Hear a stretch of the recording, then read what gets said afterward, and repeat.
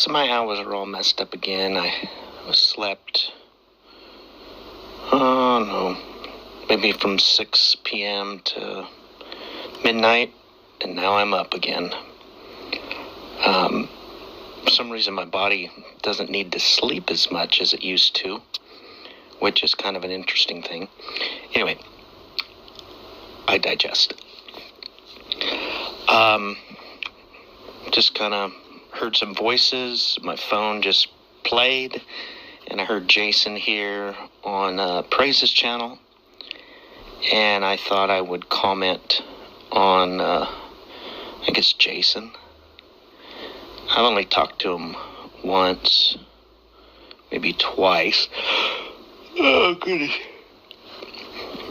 But, he's was so vitriolic toward me, just for my old earth creationism. So we got off on the wrong foot for sure. But saying all that, I am extremely grateful for guys like Jason, his family. Even though he's from Australia, we're still all on the same team as far as for freedom, democracy. Communism is disgusting. Socialism is disgusting. The way they're trying to change our own society is disgusting. But I did want to just say thank you for your service, Jason, and your grandfathers. My whole family has been in each war as well. So appreciate what you said here.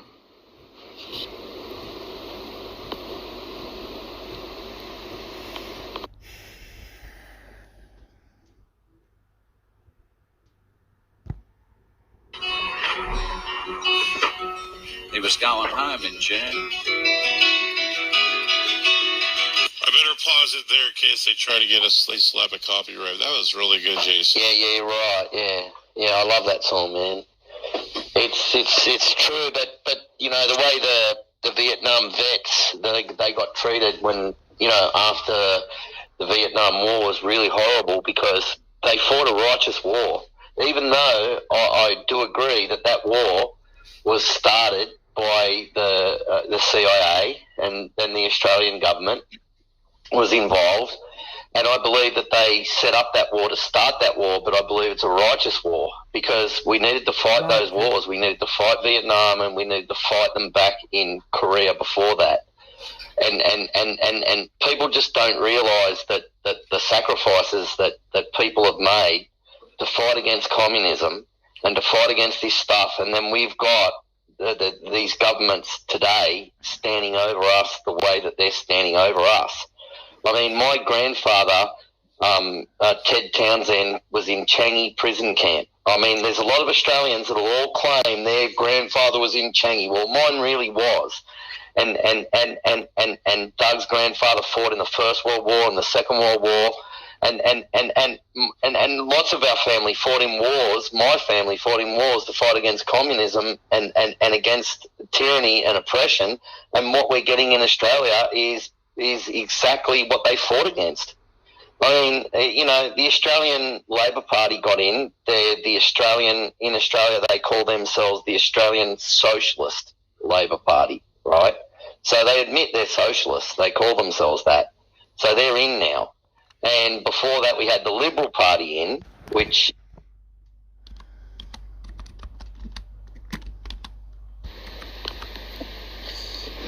Total ADHD moment.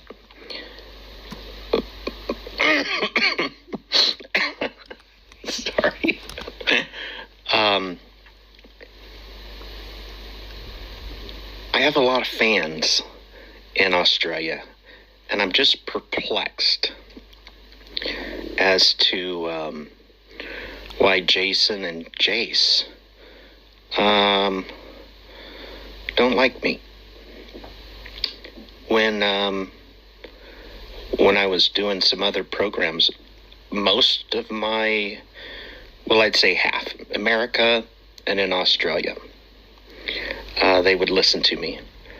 And it'd be about, I don't know, 40-40. The rest came from other areas in the world. So anyway, I do like the Australians because they first liked me. And I can't forget the New Zealanders.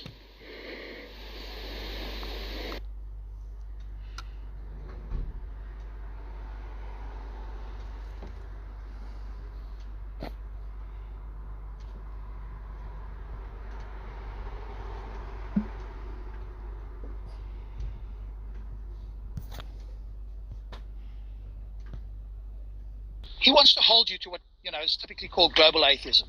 Now, even in the Stanford Encyclopedia, they talk about local atheism. So it is a thing. It is talked about. I was reading an article on it the other day. There is an argument called the no arguments argument for global atheism, but then you've got to construe that and I'm reading about it now. Actually, I was reading it earlier on the walk. But the main point is he wants to hold you to global atheism. Not only that, he wants to hold you to a minimalist conception of God. Now, there's a couple of things you can say about that. You can insist on local atheism, which he's not going to accept, and of course, the reason he's not going to accept that is because then he has to respond to particular arguments against a local God, and that he's just not prepared to do, right? Because he knows that that's just too hard for him to do. So he's going to circumvent that at virtually all costs. So he's going to try and hold you to global atheism, but I think you can still argue it, and this is how I would do it if I were doing that. I'm going to say, okay, I'm a global atheist to the concept of God, but what I mean by God is X. And actually what I do mean by God is an omniscient, omnipotent, omnibenevolent, personal creator. Now he's going to reject that and say what I ought to accept is some sort of mind that's the foundation of everything. And I'm going to reject that. And I'm going to say, no, that's not what I mean by God. And I will give at least two reasons why I'm going to stick to my definition.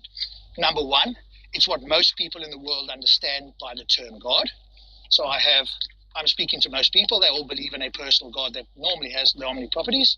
At least Muslims and Christians make up the majority of humans on the planet, and they believe that. And number two, it prevents people labeling anything they like God. Now, he can arbitrarily say it's a mind and it's universal. I'm just not going to accept that. So he and I are probably not going to agree on the definition of God, because if he accepts mine, well then in his mind he's surrendering to local atheism. But he would have to give me arguments as to why I must not accept that. What is it that says that I may not accept that? Now the best he could do is maybe point to some authority, but then I can point to equally the authority and say, but hang on, the authority does talk about local atheism anyway. But if you're going to say global atheism, well then that's my definition of God. Why? So the question is, why can't I use that? And the only thing he can do is appeal to authority there. Because most people don't accept his definition, they accept mine. So he can't appeal to the majority of people, so all he can appeal to is some ideas somewhere else. But even if he did that, right, which is what I'm looking at now, then I can appeal to the no arguments argument, right? But then again, that's going to be a nuanced argument. The way I think of it is, he's not actually interested in a nuanced conversation. As long as you go in there knowing that there's never going to be a nuanced conversation, then you're not going to be disappointed or frustrated. Because if you think he's going to speak like other intellectually honest Christians or Muslims who actually want to have that, who will steel man you, will understand your position and properly respond to what you're saying, as long as you know that's not going to happen, then you won't be disappointed. Well, the way I think of it is... By the way, I've got people in the audience. If you want to come up and jump up and have a chat, then put your hand up. So the way I was thinking of it is, though, and this is the way that I've been thinking of it, if you're just trying to put me as saying atheist means don't believe in God, then you are essentially saying that atheism and deism are the same thing. What do you mean by that? But because you're not ascribing anything to your God that your God has ascribed to itself, such as scripture, text, divine right, morality, because you are not willing to step up to the plate and say that this is the form of God that we believe in. Yeah, but okay, so let me stop you there for a second. and this is something maybe we just got to talk about for a moment. It doesn't matter what God he believes in. It matters what you believe as an atheist and how you define God. So it doesn't matter about his version. So either you're going to appeal to global atheism and define God, or you're going to appeal to local atheism and define, whatever you mean by God. So you might accept his definition of mind and universal, but say I'm a local atheist. But Right, what if I ascribe literature? Go on. global God as a theist God and a local God as a deist God? Because, kind of the concept of global God would be something that gives its script, its divine right to humans and interacts with them, as opposed to this concept of a local, which would be a personal that doesn't even communicate with humans. Well, then it wouldn't be personal, right? So you mean, it's probably you mean the other way around. No, it would be personal, right? Because it's something that can't be influenced from other people, because there is no alleged script of what doctrine is, right? Like, the most personal thing in the world is the absence of a doctrine, of a societal norm, of anything that is considered a group. That is what... I think we have a different definition then of personal. I take personal to mean a God that has in some way interacted with its creation. Non-personal God would be some sort of entity, if you even use that term God, be some sort of entity that hasn't done so. So deism would be non-personal. Why wouldn't that be the global? Why wouldn't that be the global? Because the global would be that it's intervened to the point that other people should know the story across the globe, as opposed to the local concept, which is going to feel the actions that you do and make. So I definitely.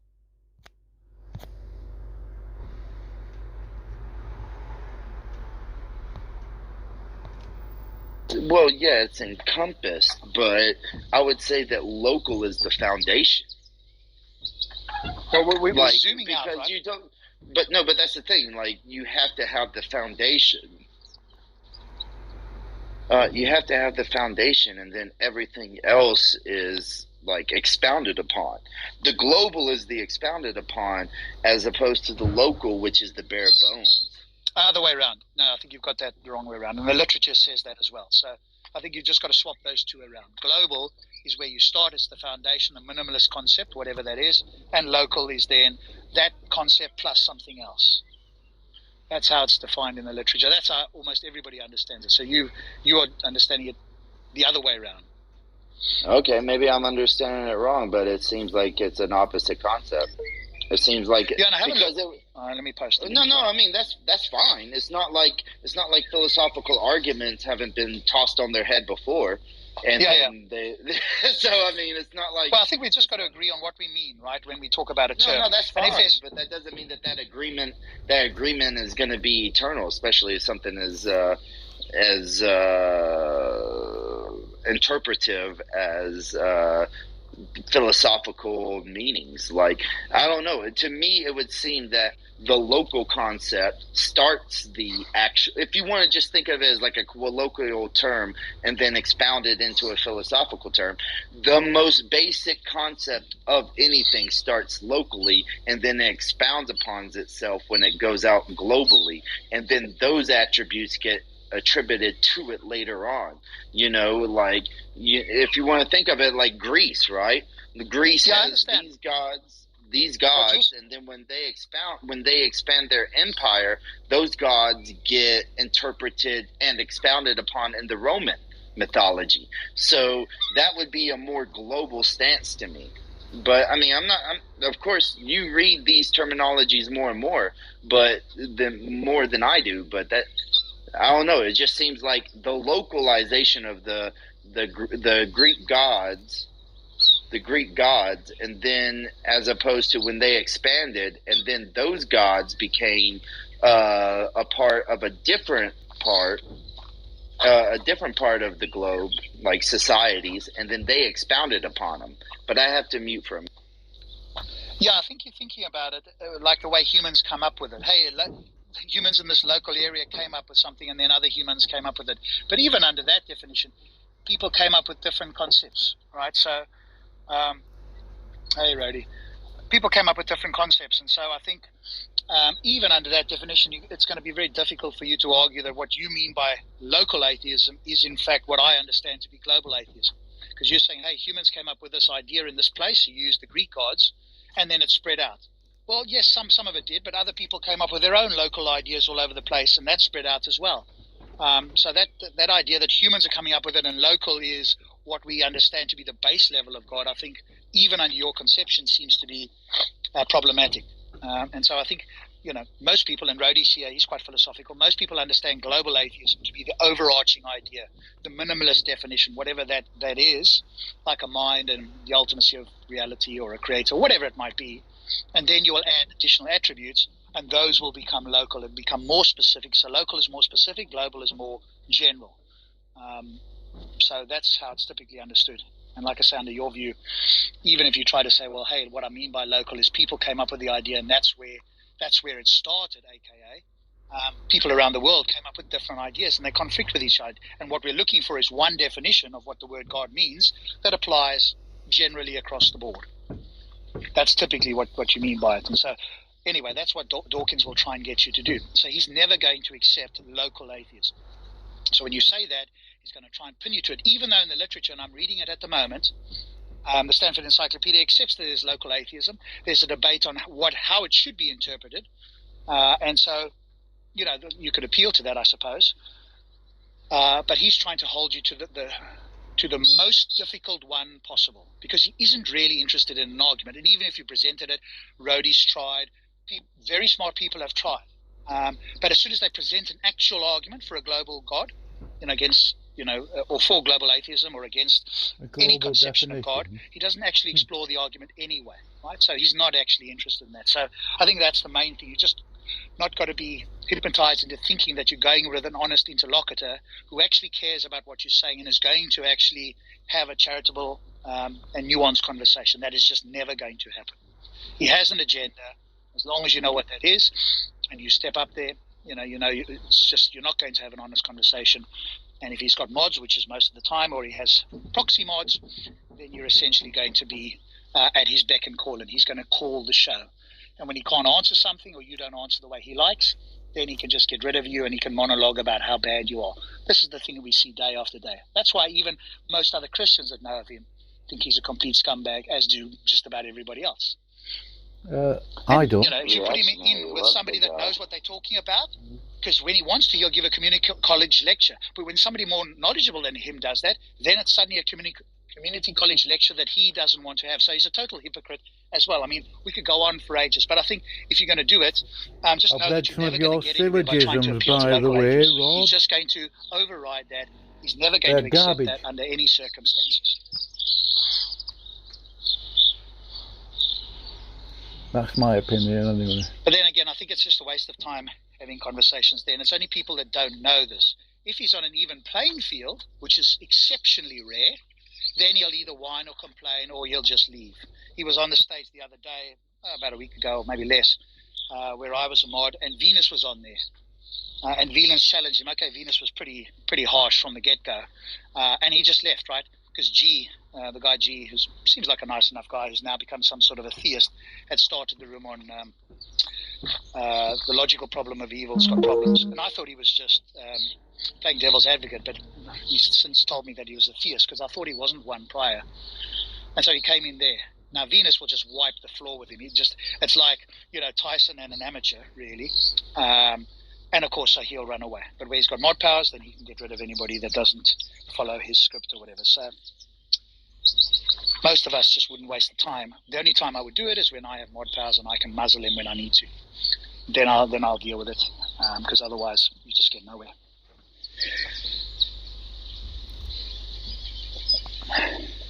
If you're in, there's Reddy. If you're in the audience and you want to join us, let us know. Hey, Reddy, how you doing? Weiser was just regaling us of his encounter with Darth Dawkins and asking what I thought about his encounter. So I gave him the general view first, but he wanted to try and appeal to local atheism, as a lot of atheists do, and you're just going to get nowhere. The infamous. That should tell you everything you need to know. Okay. and you've had a couple of discussions. Like Rhodey is super charitable, right? Probably the most charitable, along with Friction. I try to be charitable, but then I listen to Rhodey or Friction. I go, shit, I'm not as charitable as I think I am. You just got to sometimes compare and contrast yourself. And Rhodey's just got nowhere with Dawkins. We can all see where he's going, and Dawkins can as well, which is why he will just steamroll the conversation. So that's the answer to your question, why. I think I said to you, did the best you could under the circumstances. That's kind of all you're going to really get in that sort of thing. But he also knows generally the people that he'll avoid on a level playing field, which is very rare that he'll go on a level playing field. But he also knows the characters that he just won't interact with, like Venus, Rhodey, Jack, Josh, Darth Arrhenius, whoever else it might be. He just sidestep them all. They're all trolls according to him, right? So he's got some excuse to avoid conversating with these people that he knows will tie him in knots. It's sad. I think it's a bit like a psychological case study, right? If you had psychologists who could look at this, it'd be a fascinating study of what I think seems to be narcissistic, hypocritical, delusional, all of those unpleasant psychological traits that none of us enjoy is just on full display day after day, basically.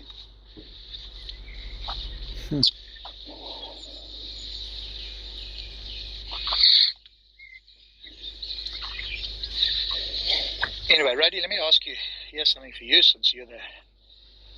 Yeah, I was reading earlier on. I'm just like waking up right now. Okay, fair enough. I've been out for a walk, so I'm kind of full of energy, so no, that's fine. No worries.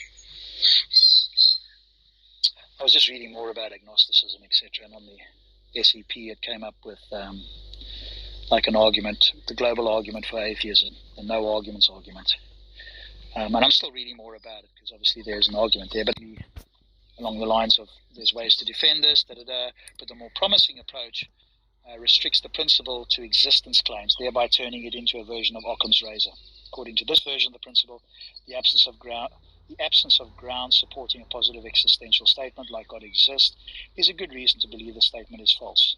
And then they appeal to some other philosopher. Well, that sounds like circular. One objection. Yeah, go on.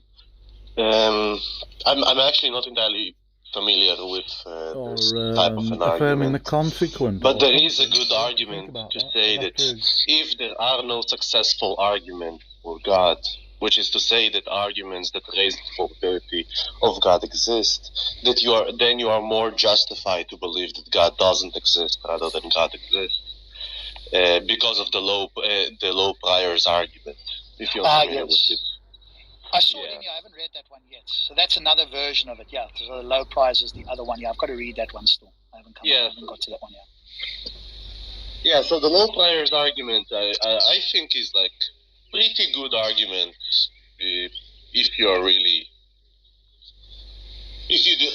really didn't move at all by any of the other arguments for God. Is it this one here, right? So let me read this to you. The total evidence does not favor omnitheism over source physicalism. Source physicalism is many times more probable intrinsically than omnitheism. It follows from 1 and 2 that source physicalism is many times more probable than omnitheism. Then premise 4, or maybe it's a conclusion. It follows from 3, omnitheism is very probably false. It follows from 4, that atheism, understood here to be the denial of omnitheism, is very probably true. And then they say afterwards, the argument's 2 premises, steps 1 and 2 are controversial. The other steps clearly follow from previous steps. So they could only object to number 1 or 2. Is that the sort of one, or have you got a different version? I have a different version because the version that I'm familiar with doesn't even talk about omnitheism. It's just talking about theism. Okay, fair enough, yeah. Maybe you've got that somewhere else. I'm just reading what's here on SCP. So yeah, there must be another version somewhere.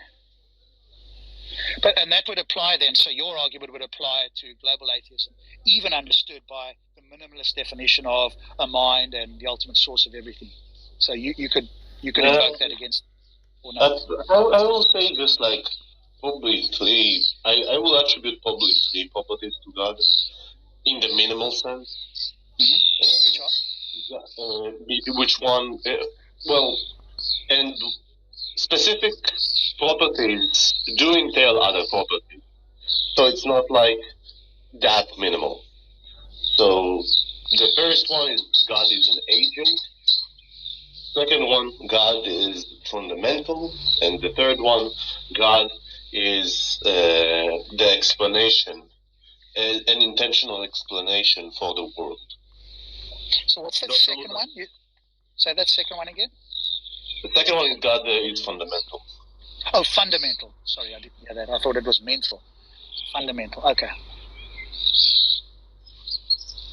So is fundamental, universal, the source of everything? Is that kind of synonymous with Dawkins' view on that point?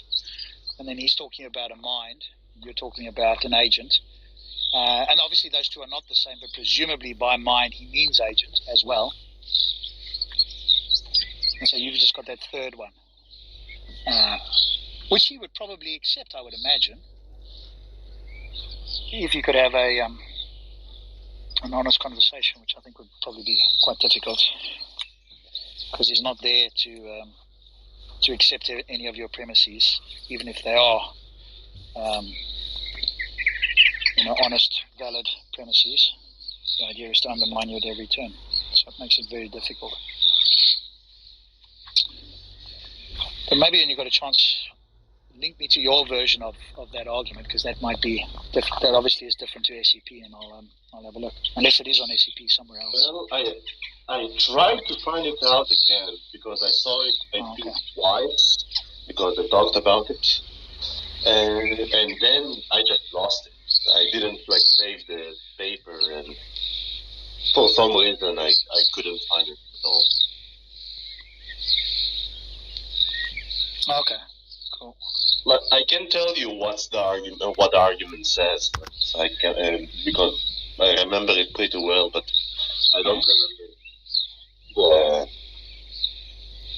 remember where's the link. I tried to find it out. I think. So what's the argument called? This is the no priors argument? The low priors argument. Low priors. Sorry, low priors. Yeah. Okay, go ahead. I'll try and make notes as you read it, or you say it. Sorry. I'll write it down as you sort of say it. So I'll just ask you to do one premise at a time, and I'll just make some notes. So let me try to. Okay. So based on. Let's suppose that you don't need to write. Let's suppose the universe began to exist, and let's also suppose that there are two explanations to why the universe began to exist. That's just like the background. So when you say two reasons, do you mean the universe either came from God or it did not, something like that? Yeah, but more specifically, it's an intentional or a dispositional explanation. Okay, fine. Yeah. So dispositional would refer to an agent. Intentional would it be the other way around? Sorry. Yeah, exactly. You don't even need to think about it as dispositional. Just think about it as physical. Okay. It's either physical or it's non-physical. This is why they call it like source physicalism and source idealism. Yeah. The source of everything is physical, or the source of everything is of an intention in an ideal sense. Yeah, intentional. Okay. Yeah, by mind. Okay. Yeah. Yeah. So now, before any argument, this one you can write down if you want to. That's. Yeah. Now, premise one. Before any justification for one of the positions, we should place the two probabilities of source idealism and source physicalism to be 50-50. Right? Or to be 0.5 and 0.5. Okay, source physicalism. And Yeah, and it is based on oh my god, and it is based on the principle of indifference. The principle of indifference states that if you have X amount of theories that explains the phenomena, and they all like contradict one another, prior to any justification that will raise the probability one over the other, you should put everyone in the probability of 1 over X. Oh, so I'm just sort of typing it out here before any justification. This one you don't need. This one you don't need to type out because that's like the principle of indifference in epistemology. Yeah. Can I just, okay. can So I we've just got add something small? Sorry? Can I just add something a little bit small to what you just said? If you want to say something, yeah, go ahead, please. Well, I think it's not 50-50 because it's still there's no way to tell 100%, but we can make observations around us, and from these observations we can say that the other chance is higher or the other chance is lower. But you didn't hear what or you didn't fully track what I said. I said prior to any justifications. Any justifications means any kind of a phenomena, any kind of evidence for or evidence against, before any kind of elaborate things that will raise the probability of one over the other. Yeah, got it. Yeah. So the principle of indifference just states that you should give the credence prior to any justifications of 1 over n, while n is the number of theories or number of explanations or number of stuff. Right? Yeah, I understand. So give weigh them each equally prior to starting. Is that the idea? So source physicalism will be all of the theories that are physical, and source idealism are all of those theories that suppose that the world caused intentional. Okay? Yeah. Yeah. Now, then the question, that's fine. Now, then the question is, what will be compatible with theism? So, under all source physicalism, the atheist will be correct, or the atheist will be fine with saying source physicalism is the case, right? Because every theory under the umbrella of source physicalism will be compatible with the idea of atheism. Yeah. But not every theory under source idealism will be compatible with theism. So you might think that there was an entity that just intended for the world to exist, and after he created it, the entity just disappeared or killed himself or something like that. That wouldn't be compatible with theism, for example. You might think of another that it was just an intention, and this intention just disappeared, and it's no more an intentional object. Right? So it's some sort of he made himself non-mental at all after creation, let's say, or something like that. You can construct many different theories. And then it states that, well, all of the theories under the umbrella of source physicalism is compatible with atheism, but not all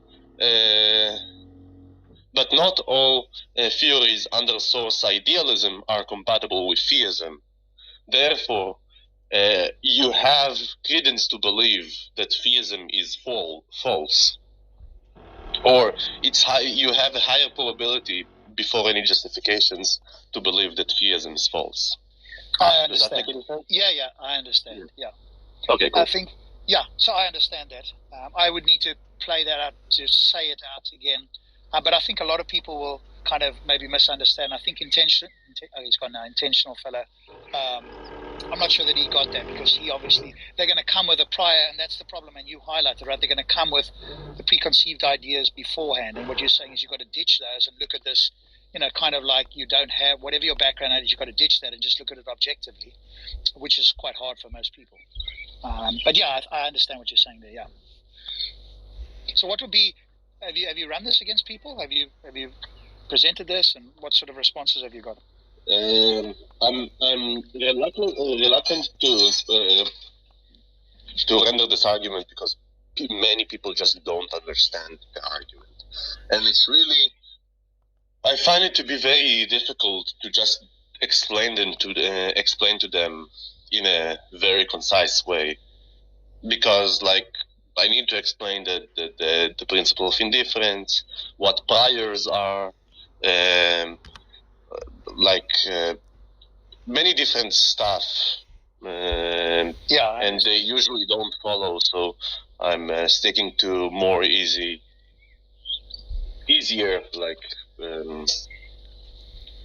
arguments.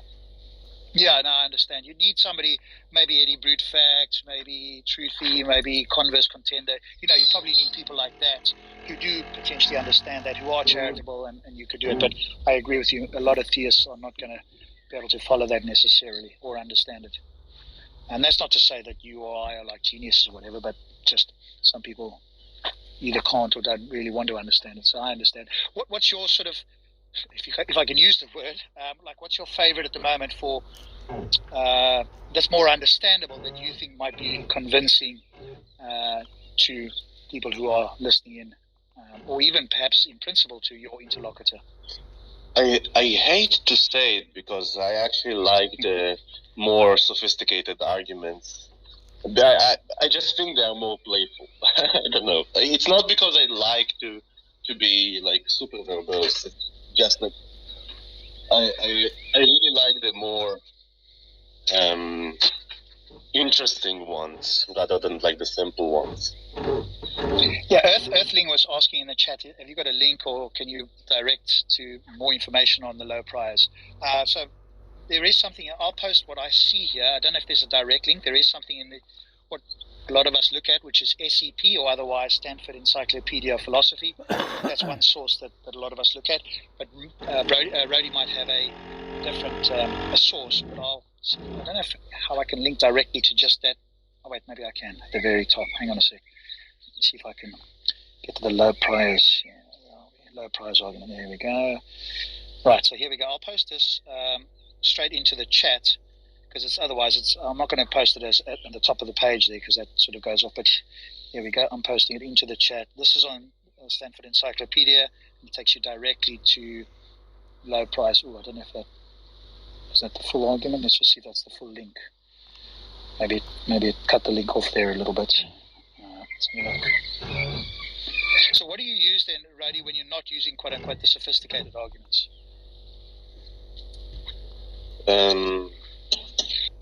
I'll probably use the evidential problem of evil, or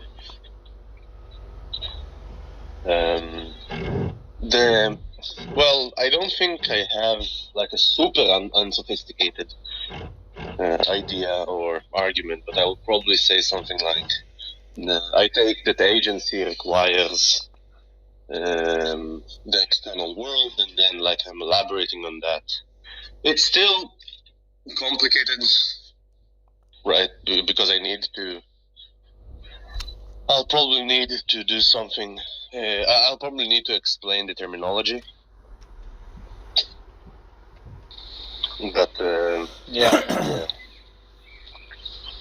But yeah, it's at least shorter. Yeah, I guess. I mean, I had a quick look. There's much more complicated versions of the evidential problem, like I think Draper's version and others. But again, that would probably be for people who are pretty much philosophers who love that idea. Some of them are quite long and in depth and complex. And again, most people are either not going to understand it, or they're not really going to have a rebuttal or whatever. And that would go for atheists as well, probably. So I guess and that's why sometimes I think people don't like philosophy as much, because it's like very high level language that a lot of people are unwilling or to learn about or understand, and I'm sometimes resistant to it as well. So it's probably not going to be persuasive to most people, I guess. Which is sad, unfortunately. But, Yeah. Which is why, and I know you don't like the logical problem of evil, but I think at least in one sense it gives theists. Wait, what are you talking? I really like the logical problem of evil. Oh, sorry, I thought you weren't that keen on it, because obviously you brought a rebuttal with Plantinga's argument, which is cool. So no, sorry, I thought you didn't like it so much. You weren't as keen on it. No. I actually have my own rendition of the logical problem of evil, and I'm trying to rebut my argument with Plantinga's argument. Have you got a text format that you could PM me of your one? I wish. Come on, you're the philosophical guy. You've got to write it down. Yeah, that's correct. But I prefer just to say it, because I think you can remember the premises very, I don't know. All right, go ahead. You say that, and let's hear your version of it then. I'll try to put it in premise format. Go ahead. Are you familiar with model logic? To some degree, yeah. Possible worlds? Yeah, possible worlds. Well, yeah, possible. Okay, go ahead. Modality is like possible world semantics. Model logic is using possible worlds to talk about possibilities. Mm-hmm. So, if God is all powerful, he can actualize any possible worlds. If God is all knowing, he is aware of all possible worlds. And if God is all loving, so maybe give an example. Give an example. Yeah, I will give an example. So let's suppose one is completely irrational, an irrational agent at all, and let's suppose he sees someone that is drowning. Let's say I'm completely irrational agent, and Rob, you are drowning right now. Now I have the intention to save you. Yeah. Right. I have the intention to save Rob, and my action, that guided by my intention, is just to peel off the banana and eat it. Right. I'm eating the banana in order to save you. Yeah. Now that's an irrational act because I know that me eating the banana wouldn't save you. Mm-hmm. Right. But I'm still doing it in order to save you. Now, the point here is that me eating the banana wouldn't raise the probability of you being saved. Now, what will raise the probability if I'll do different actions such as, I don't know, throw you a life vest, or, I don't know, jump into the water and pick you up because I know I'm a pretty good swimmer, or any of those types of things will raise the probability of me meeting my intention. But eating the banana, yeah, exactly. Now, in regards to God, if he's ideally rational, his actions will be maximally consistent with his intentions. Yeah. In my case, if I was maximally consistent with my intentions, I will choose the most consistent action given my intention. So in this case, I will raise the probability as far as I can to save you based on my actions. Yeah, the most perfect action that you think could bring about that state of affairs. So, because Exactly. as you were talking about it, I was thinking, if you were to walk away and say, "Hey, I'm gonna save you," but what I'm going to do is fly to America to find the Olympic swimmer, and I'll fly back to bring him to save you. That probably wouldn't be the most, because I'm not going to survive that long. So taking that action might raise the probability, but you would have other actions that are more likely to accomplish that goal than, say, that sort of action. Yeah.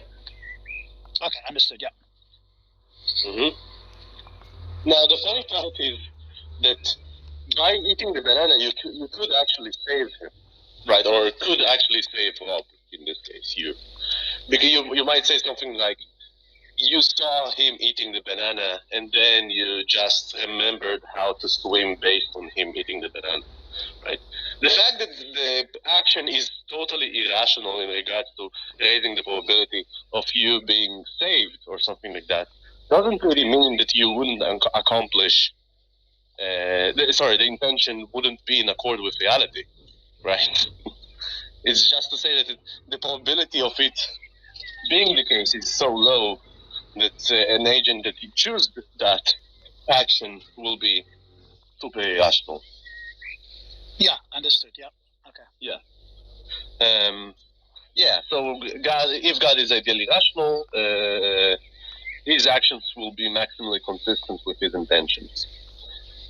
Which is to say that his actions in regards to his power, right, that he can actualize any possible world, will be maximally consistent with his intentions, which will be to bring about the best of all possible worlds. Yeah. Yeah, I think most things are going to accept that he's bringing about or has brought about the best possible world.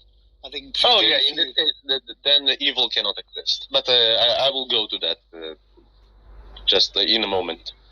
And then, like premise one, if God with those properties exists, the actual world is the best of all possible world. Premise two, the actual world is not the best of all possible world. Conclusion, therefore God doesn't exist. God with those properties doesn't exist. Modest tolerance. Yeah. Yeah, that's nice and short, right? Obviously, that's going to be highly debatable, but that's the point, right? To render a short, concise argument and then go through the premises and see where, because it's valid, isn't it? So all they can appeal to is the soundness of one of the premises. Yeah. Now, they can reject many of the premises. I think all of the premises, if they reject them, it leads them to like very, very many problems. Right? So, if, for example, many of them actually contend with the idea that if God is all good, he will have the intention to actualize the best of all possible worlds. Well, before you carry on, Rody, just a moment. Yeah. I'm going to go inside now to do something, so I won't be able to speak, but Matt has joined. So by all means, have a conversation with Matt. I'm sure he can try and respond. So Matt, Rody's got a version of the logical problem of evil that's different to what I've got. He is in favor of it. So maybe you could have that discussion. We could all listen in. That could be helpful. If you guys want to, of course. You don't have to. Matt is familiar with my version of the logical problem. Okay. Sorry, I didn't know that. Right. I wasn't aware that he was. Okay. And has Matt given any rebuttals to it that you think might be worth discussing? I've heard Rody talk about it, but I can't really remember exactly your specific points. I've heard it discussed a few times, but do you have like the premise conclusion thing, or how does that work? Yeah, it works in a premise conclusion thing. Exactly. Yeah, so it starts by saying, you know what, let me even be more concise. If God is all-powerful, all-knowing, all-good, and ideally rational, all of those four properties God has, and he exists, obviously, then the actual world, this world, will be the best of all possible worlds. Premise 2, if it is not the best of all, premise 2, it is not the best of all possible world, or the actual world is not the best of all possible worlds. Therefore, God with those properties doesn't exist. Right? That's a modest tolerance argument. So, I guess the first premise, this would be the best. This is not the best possible world. That's the second premise. Or second premise, why would you say this is not the best possible world? Yeah, because if it is the best of all possible worlds, there is a specific analysis to why the best of all possible worlds cannot contain evil. Or cannot contain things that ought not to be done. Okay, so if it contains things that ought not to be done, which are considered evil. Wouldn't that imply there's things that ought be done? So there would still be the idea of free will. So it would just simply mean that this is the best possible world because there's things that ought be done, but obviously they're not done. So evil exists, but it still implies you have a choice to do either. It just simply means that people just didn't do what they ought to do. So I guess, would that mean that you'd have to say a better world would be? Matt, but what does it mean? What does it mean for evil, for things to ought not to be done in the best of all possible worlds? Just think about what it implies. Well, it implies free will, is what it seems to imply. No. Even under free will, even if all agents have free will, it's still the case that the best of all possible worlds, agents don't do what ought not to be done. Yeah, I would agree. But it seems like if you're saying this world contains things that ought not to be done, then that by default means agents have free will. So if they have free will, which it seems like we would consider as good, then it just seems to follow that there would be agents that would do things that ought not to be done because they also can do things that ought to be done. So it really seems like this would be a good world, or at least maybe the best possible world, because agents ought not to do certain things because they ought to do other things, which seems to be the best possible world. It seems like if you're going to say it's not, then you just have to simply say agents shouldn't have the ability to. No. I'm actually not saying that. By the way, the free will defense, I was probably the most spoken about the free will defense in the last week. I agree that the free will defense work. I just don't think that you render the free will defense correctly. That who? I'm saying that. Wait, Matt. I think you heard me many times use the free will defense as I looked for the theists, right? I think you. I agree. I think you were pretty much on board with the free will defense. As far as it working. Yeah. But I don't. So to me, it seems like if a Christian would just simply say, "Well, humans have free will. Therefore, if you have free will, there's a possibility to do what ought not to be done," then it seems like there wouldn't be an issue with the existence of evil. Yeah, Matt, but okay, so can I help you? Because sure. I actually think that the free will defense work, but it doesn't contest with the second premise. It actually says, yeah, it is correct that the actual world is not the best of all possible worlds. But the rebuttal is to the first premise, that if God has all of those properties, then the actual world will be the best of all possible worlds. This one you might reject, in virtue of the free will, because the best of all possible worlds contain people or contain agents that only do the good, right? If really choose to do the good. Oh, okay, so you're saying the best world would be in which people only choose to do the good, always. They ought to do they do what ought to be done always. Yeah, they just happen to choose the good things. They just happen to do always good, right? They could have chose evil, but in this possible world, they just chose freely to do the good always. Okay, so and it would be logically possible for God to have created this world in which humans.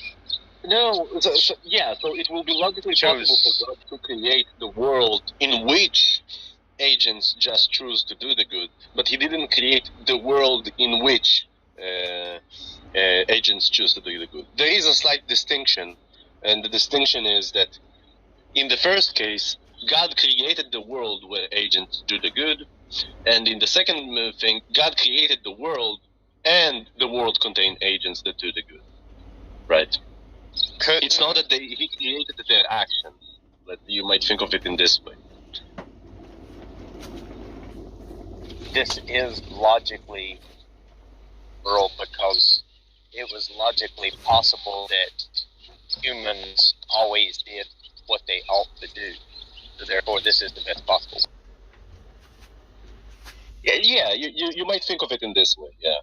And in this case, all like agents just freely choose to do the good, right? And when they are freely choose to do the good, it's not in virtue of anything that God did to him, to the agent, right?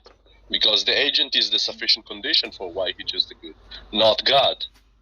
And therefore God couldn't actualize their choices. And in virtue of him not being able to actualize their choices, God is not the sole responsible for the best of all possible worlds to obtain. Beg your pardon. Does that make any sense, man? You crept up on me. Yes. Sneaked up on me unawares. Sorry, can you... I couldn't hear you. No, seriously. Yeah. Which I don't understand. This usually place strange that you hear me.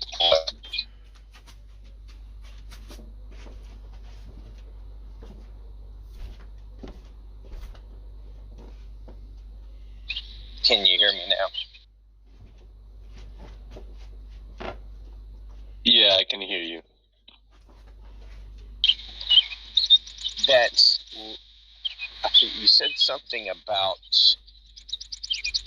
I can't remember how you put it, but it seems to imply that because the world in which people always chose what ought to be done wasn't actualized, then it's not the best possible world. But it almost seems to imply that God had to create beings in such a way in which they could only choose the good. No, I'm not saying that. I'm actually rejecting that idea. Just think about the God's intentions. God wants. Just let's suppose, for the sake of the argument, that the best of all possible worlds contain three morally significant free agents that only do the good. Just for the sake of the argument, that's one of the facts in the best of all possible worlds. Are you with me? Yes. Yeah. And by the way, would you like to repeat what I said, like after I'm finished, just for me to be very sure that you're tracking? Yeah, you said, imagine this is a world in which agents always chose what ought to be done. Freely, they chose freely. Exactly. One of the facts in the best of all possible worlds that all agents freely choose to do the good. That's the point. And God, and what do you take the world to be, Matt? Like philosophically speaking. I'm sorry, could you repeat that? Yeah. What do you take the best? What do you take a world to be? Right. In the philosophical sense, I'm not talking about the Earth or the universe.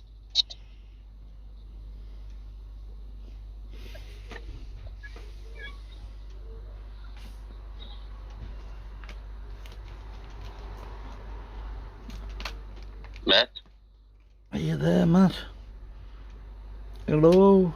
Hello? Hey, Rob, are you here? Yeah, and he just dropped off. He's come back on me then. Oh, okay.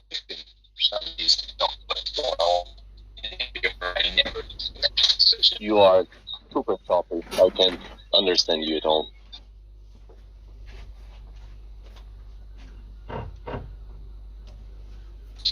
How about now?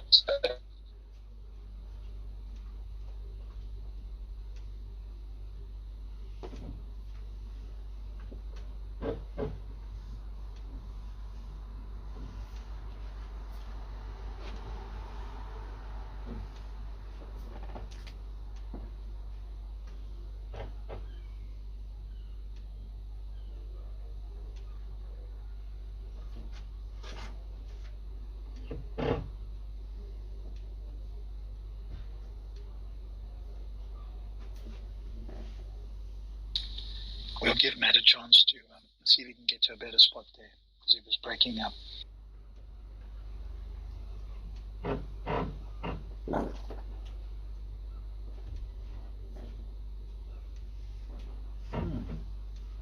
Where's my magazine? Okay, can you hear me? Good day to everyone. I'm not sure what time it is at yours, but have a good day. Good morning, good morning. Try again, Matt. And I come in clear. Every time I get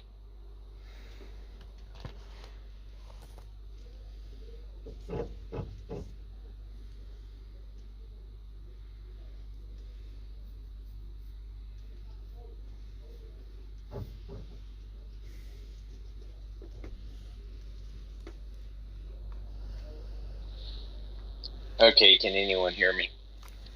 Sounds good.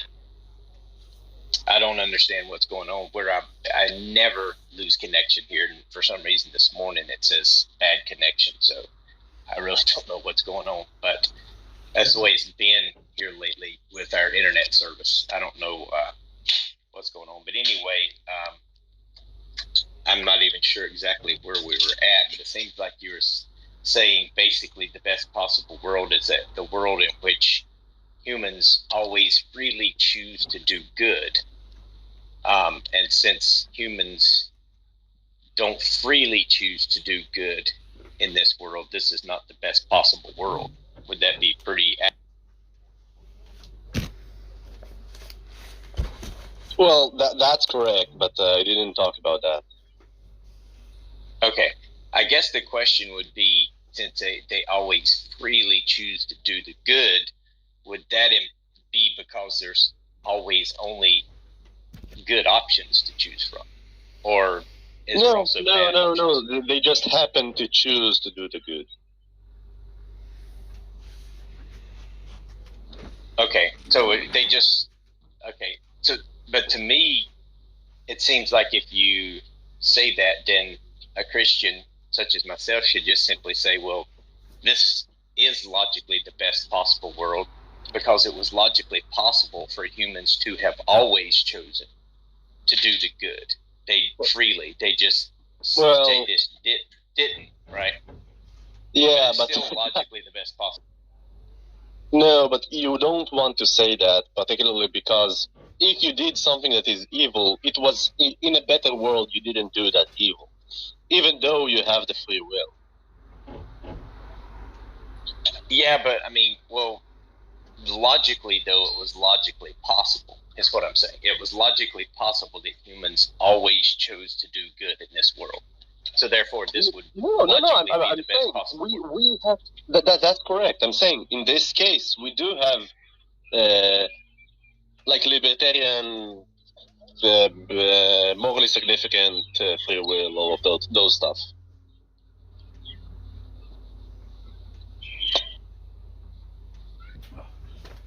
Yeah, so it seems like that this would fit within that argument as the best possible world logically. It would be probable because, or true because humans didn't always choose to do good, but it was logically possible that they could have.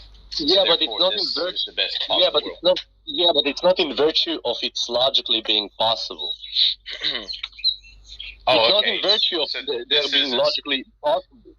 this isn't specifically, I guess, a logical argument. It's just No. There is this like very weird confusion happening.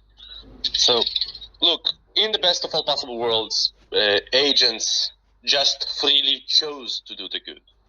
Right? It's not only the case that logically they can only choose the good. It's that they are only choosing the good for some reason.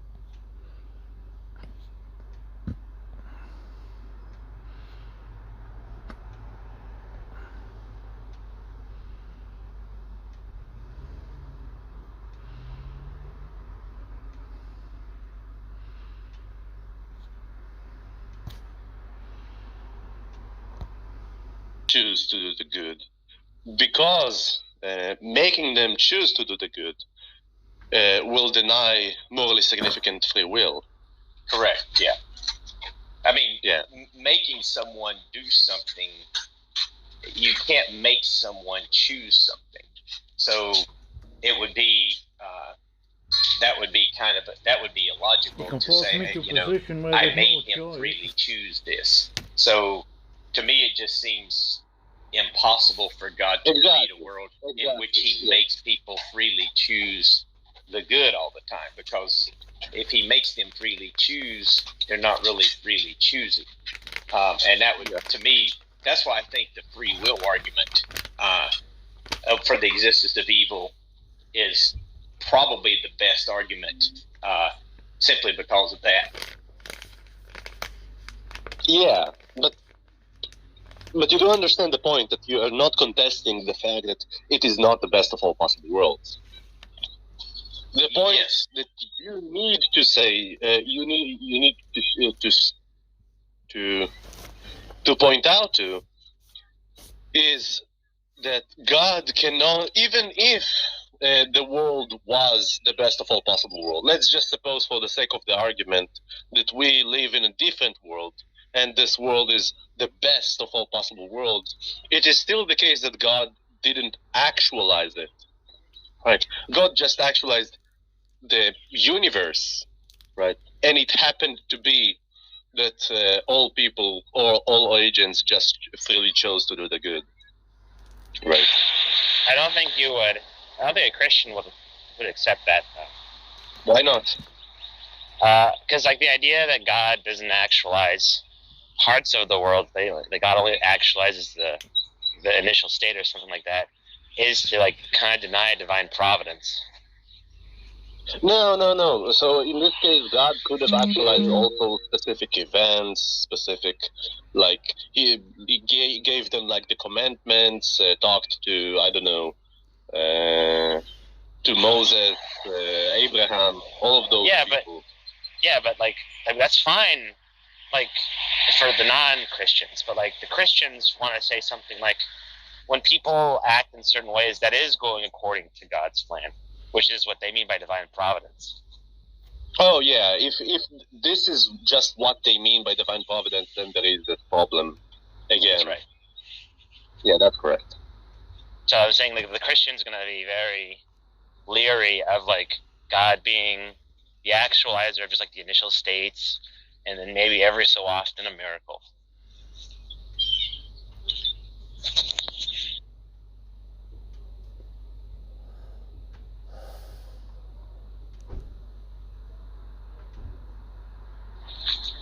Do you want to return to the conversation we had last night or yesterday? What was the conversation last night? We were bifurcating all the ways in which we should like split up. Sorry, I've got to cross the street right now. 1 second. We were bifurcating all the ways in which God could still actualize free will instances of free will. Because I think we landed on like a subset of libertarian explanations, whether or not God could be sufficient causes for libertarian free will choices. Right? I think that's where we last left off. Maybe. Just 1 second. Okay. So it seems like a Christian could respond to the atheist in this way. Says the best possible world is a world in which humans always chose to do the good. Premise 2, it's logically possible to have created a world in which humans always chose to do the good.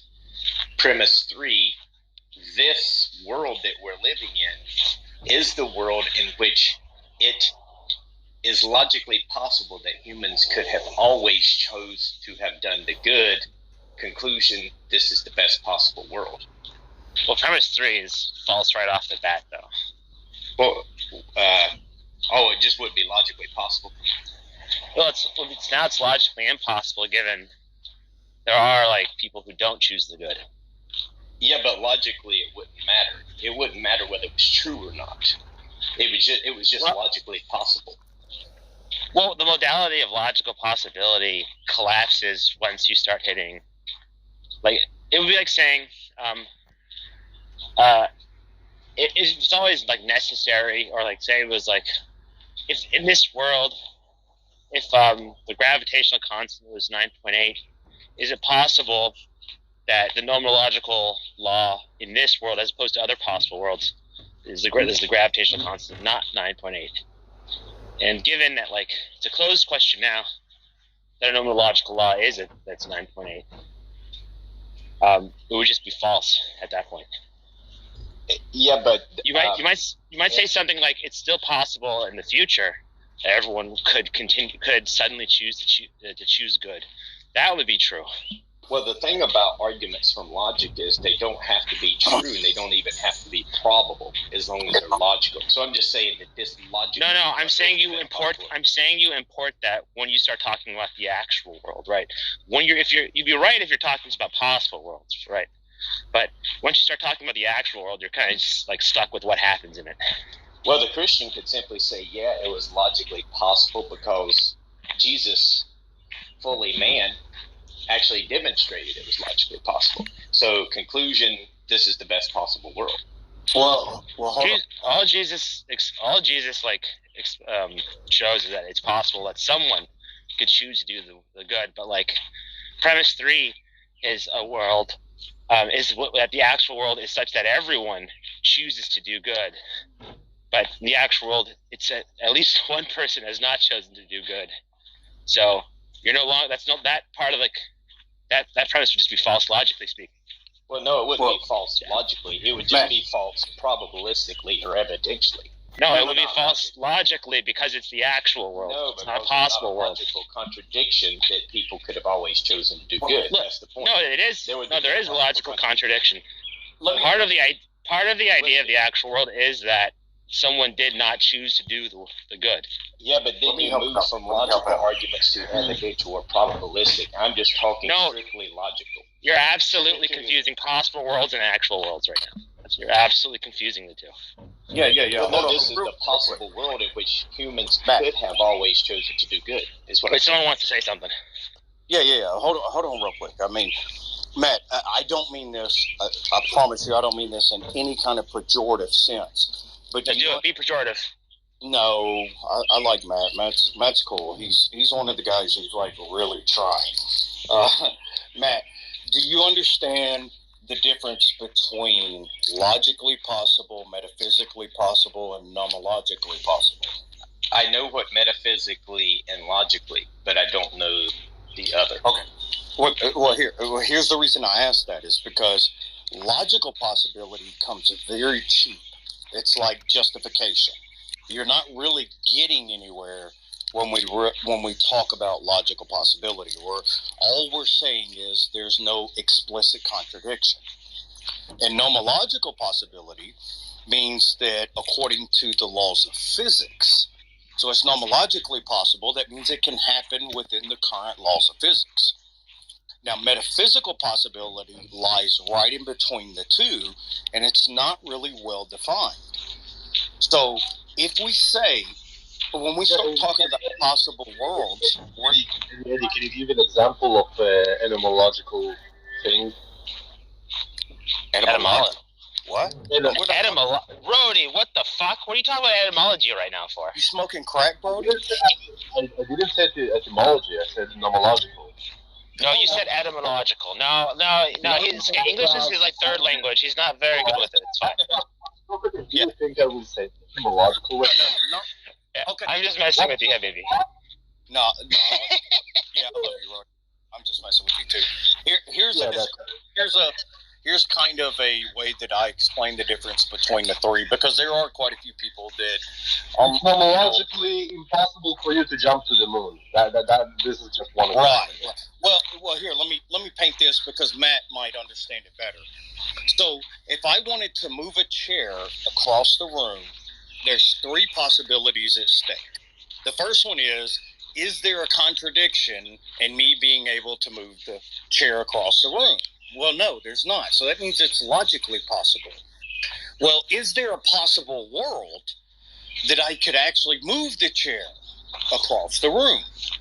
Well, yeah, there's nothing there that says that me as a human being that has strength and the ability to move things and all of that can't move the chair across the room. So it's metaphysically possible. Well, then we get to nomologically possible. In other words, is it physically possible? Am I strong enough? Am I big enough? Can I physically move the chair across the room? And that would be the three distinctions when we're talking about, logical possibility, metaphysical possibility, and nomological. And to try, and I'm going to try to do this, Matt, and if you're confused, let me know. Nomological possibility entails metaphysical and logical. Metaphysical entails logical. Logical doesn't entail any of them. So logical is the broadest. Metaphysical kind of restricts it down a little bit. And I don't think you knew what Matt Adams was saying. He was saying something like, is it logically possible that the actual world in which there are people who don't choose to do good is the world in which people choose to do good? That was what he was saying. And the thing I was accusing him of was he was conflating the actual world with possible worlds. Because it's possible there's a world where people just so happen to choose the good. But he was trying, he had some three-premise argument, or premise three. It was logically possible that we live in the actual world where people could choose to only do the good. And that's the issue there. He was conflating a possible world with the actual world. Yeah, I was just simply, just like Eddie was just saying, strictly sticking to a logical argument.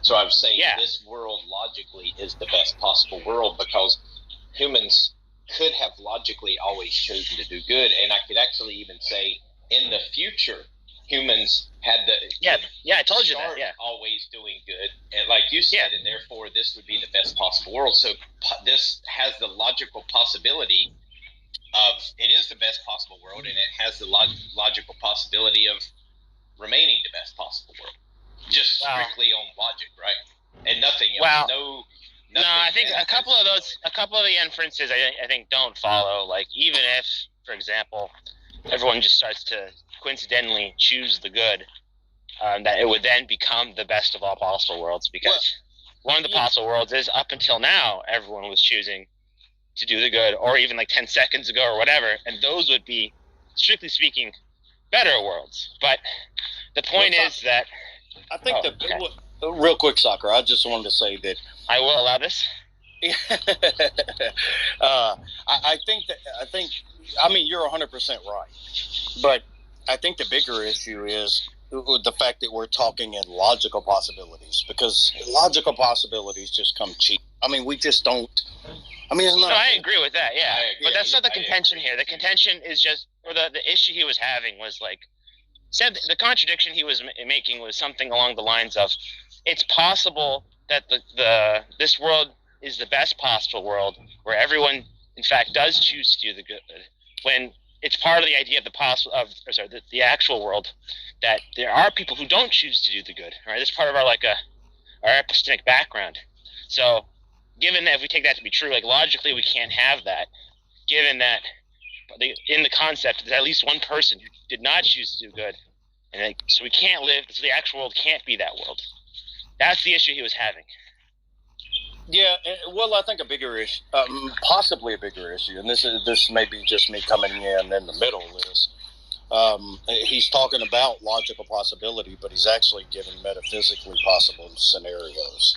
And if we say, it's possible that this is a world where everybody didn't sin, I mean, yeah, it's logically possible, but it's also metaphysically possible. So I think he's got to be more careful with not putting that broad if I were just logical, to simply say it's logic, there's no logical contradiction, the argument would work, right? If I'm just why don't you say the three premises again? And it's also possible we live in a world where Rhodey knows what the word etymology means. But continue. Okay, premise one, the best possible world is a world in which humans always freely choose to do good. Premise two,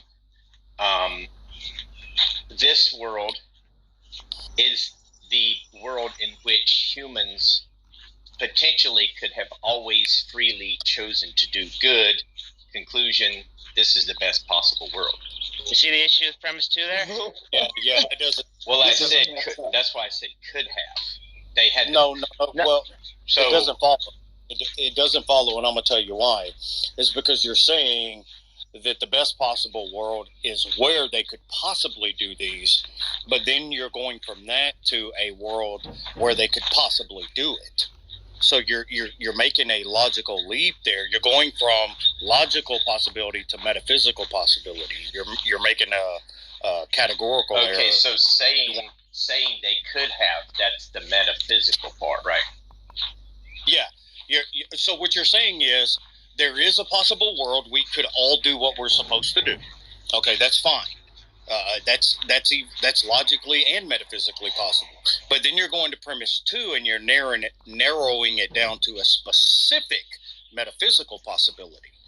And when you go from a logical and metaphysical possibility to actually what you're doing is you're baking in kind of two metaphysical possibilities instead of the first premise, because you have a logical and metaphysical in the first premise.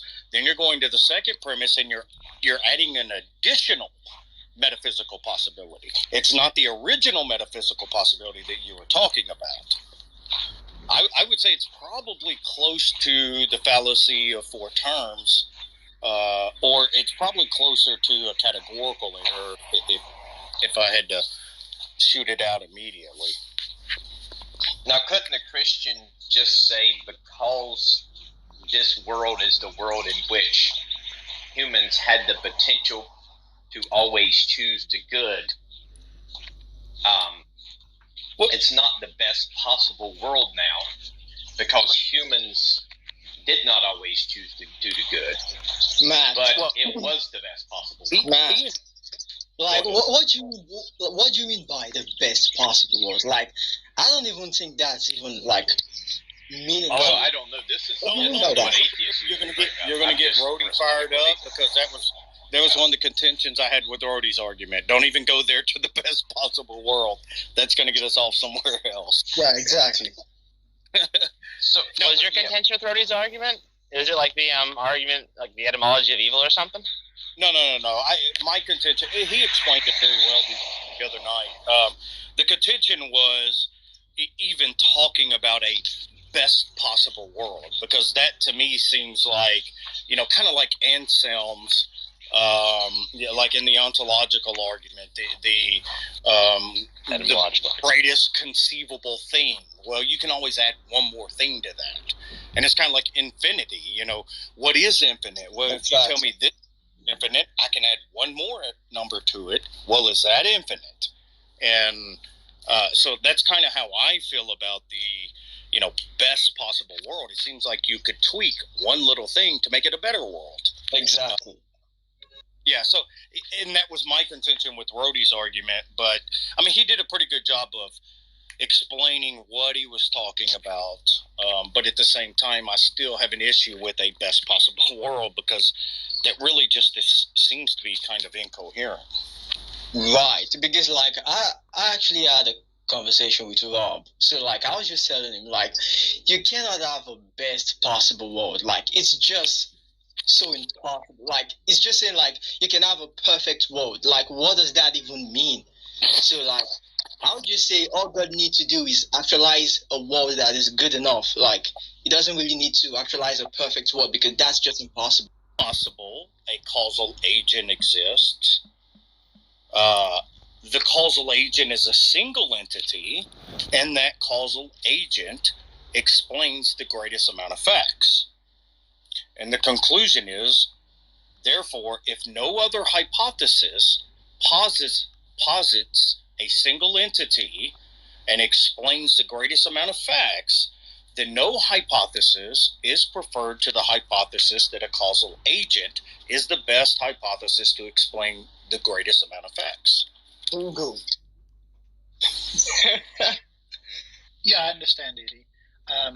There's a lot to go into, so maybe, perhaps we're not the best people, but you don't have to go into like nuance and all that. Just on the surface, I mean, it's literally just something I threw together earlier. I was just kind of, thinking about. I mean, on the surface, do you see like any immediate issues or anything like that? I did write it all out, but I don't see it as being invalid on the surface. But then I'd have to write it out and just go through it in my head. Some of the other guys will pick it up like instantly. Well, but then I think obviously that's what I was going to do tomorrow, is actually put it in symbolic form just to make sure it is valid. Now, of course, soundness we can argue about all day, but. Well, yeah. So let's just point out this. I even might go so far right now, at first blush, it very much appears to be sound. From everything up to that last statement in some degree, because there could be, you may make a scenario that requires you can explain everything without a causal agent, right? So there may be a hypothesis that explains everything without a causal agent that does not need to make additional assumptions that the causal agent adds. So it's just that, so in that case, you're right. That would even be better, because it's one less thing that's assumed to account for all of the things there. Yeah, and I appreciate that feedback and everything, and just just for a little bit of idea about it, that eventually this will be a multi-part argument, because you got to get from a causal agent to what we think a God is. So that's going to require more arguments and more fleshing out and things like that. That's why with the first stage of it, I was kind of getting to the simplest form, where most people I think would agree to an extent at least. Right. Basically what you're saying is, totally. Because what you're saying is, does the universe have a causal agent or not? You're basically you're running down a different version of the Kalam right now. This is another way to. Well, to be honest, I'm not a big fan of the Kalam. I would say I would probably want to gear it more towards contingent things, or just the principle of sufficient.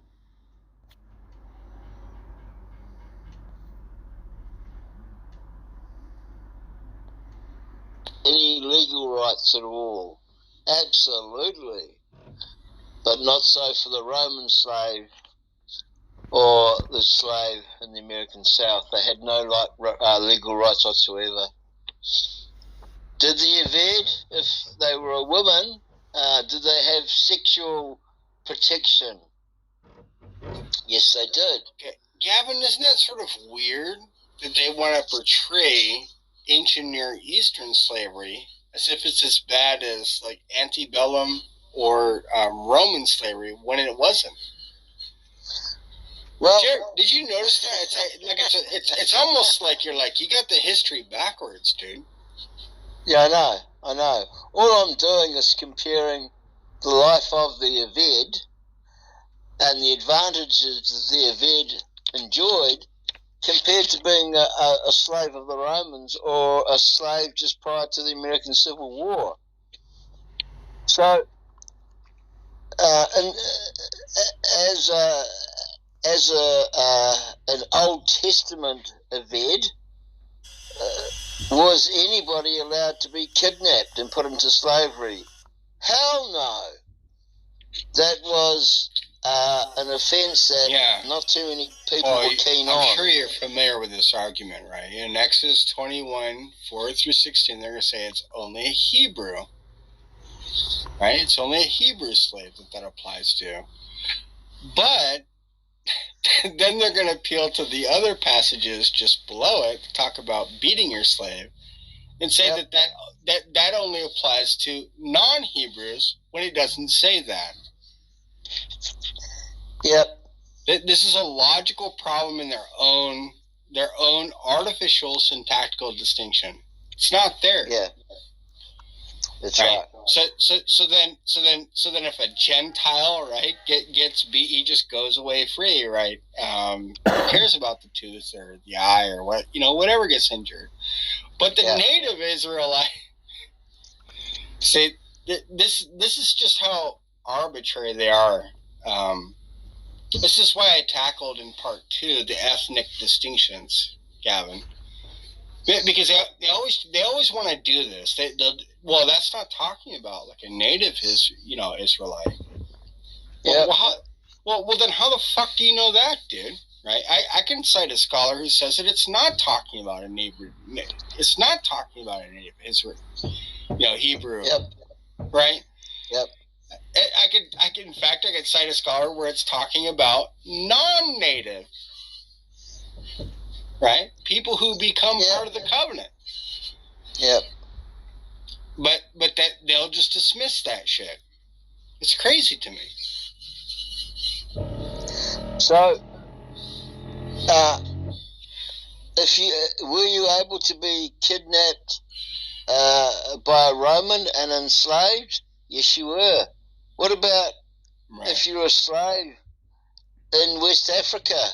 Were you allowed to be kidnapped and shipped across the ocean to America? Hell yes. For 400 years it was a flourishing industry. But no, in the Old Testament, if you kidnap somebody for the intent purpose of selling them as a slave, even if you were caught without the slave, you were still put to death. Were you put in? Were you required to wear chains as a Eved in the Old Testament? No, you were not required to wear chains.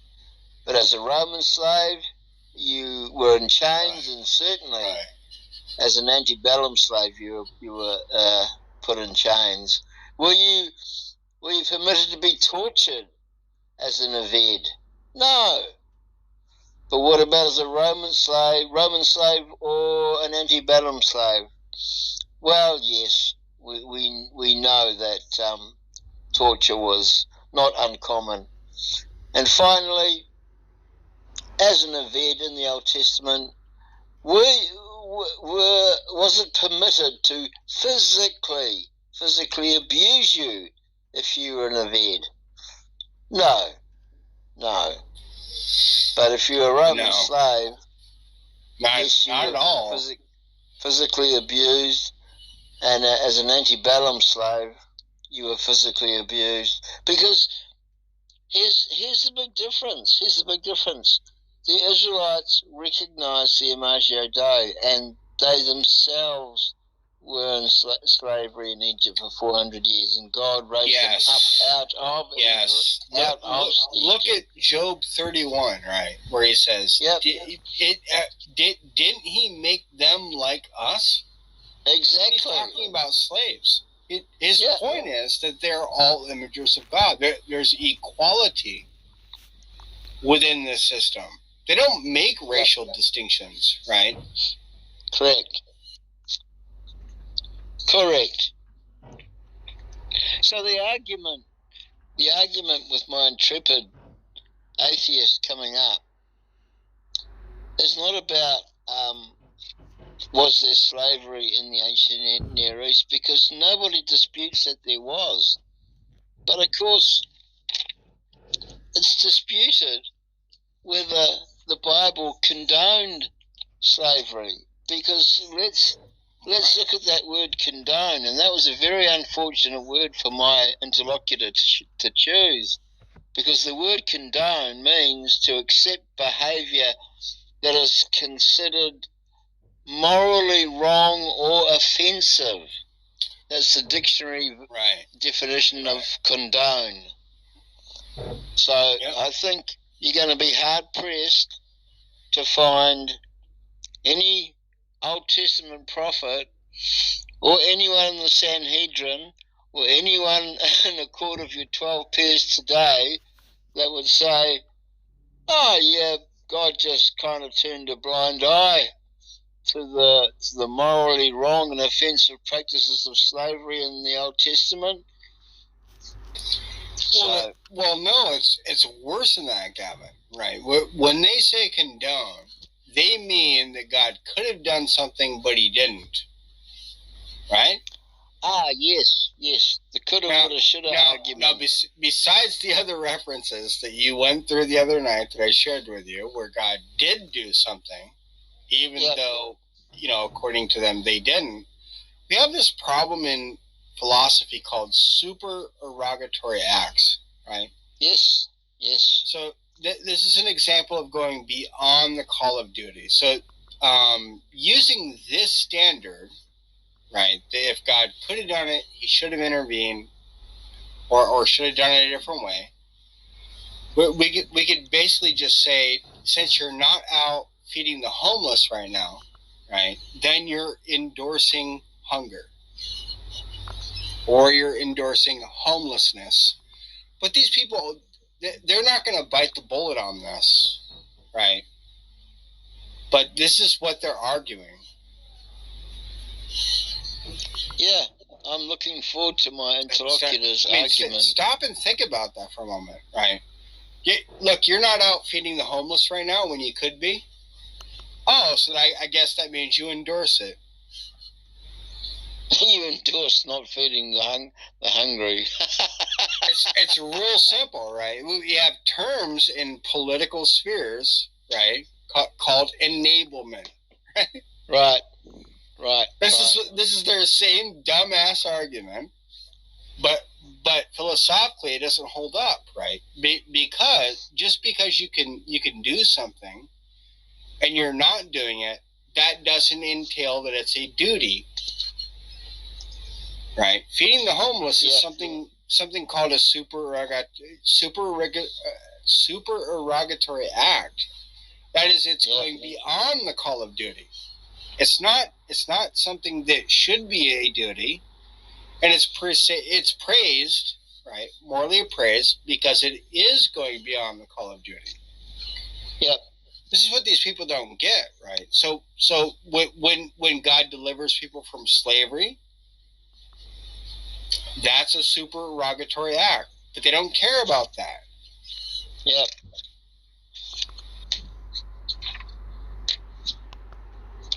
I bet my interlocutor tomorrow on Friday will go nowhere near Deuteronomy 23:15 that says, if a fugitive slave takes refuge with you, do not return him to his master. Although there might have been a reward attached to the runaway slave, but you are to treat him as one of your own. And that's Numbers 15:16. Yeah. Right. So yeah. It doesn't sound like a God who is overly motivated and overly enthusiastic about slavery, does it? I am. Look, I'm glad to not be a slave, right, at that time period, but instead, as Paul calls me, I'm a slave of Christ, right? Right. He says that in Romans 6:22. I'd rather be a slave of God than a slave of any man. Or a career.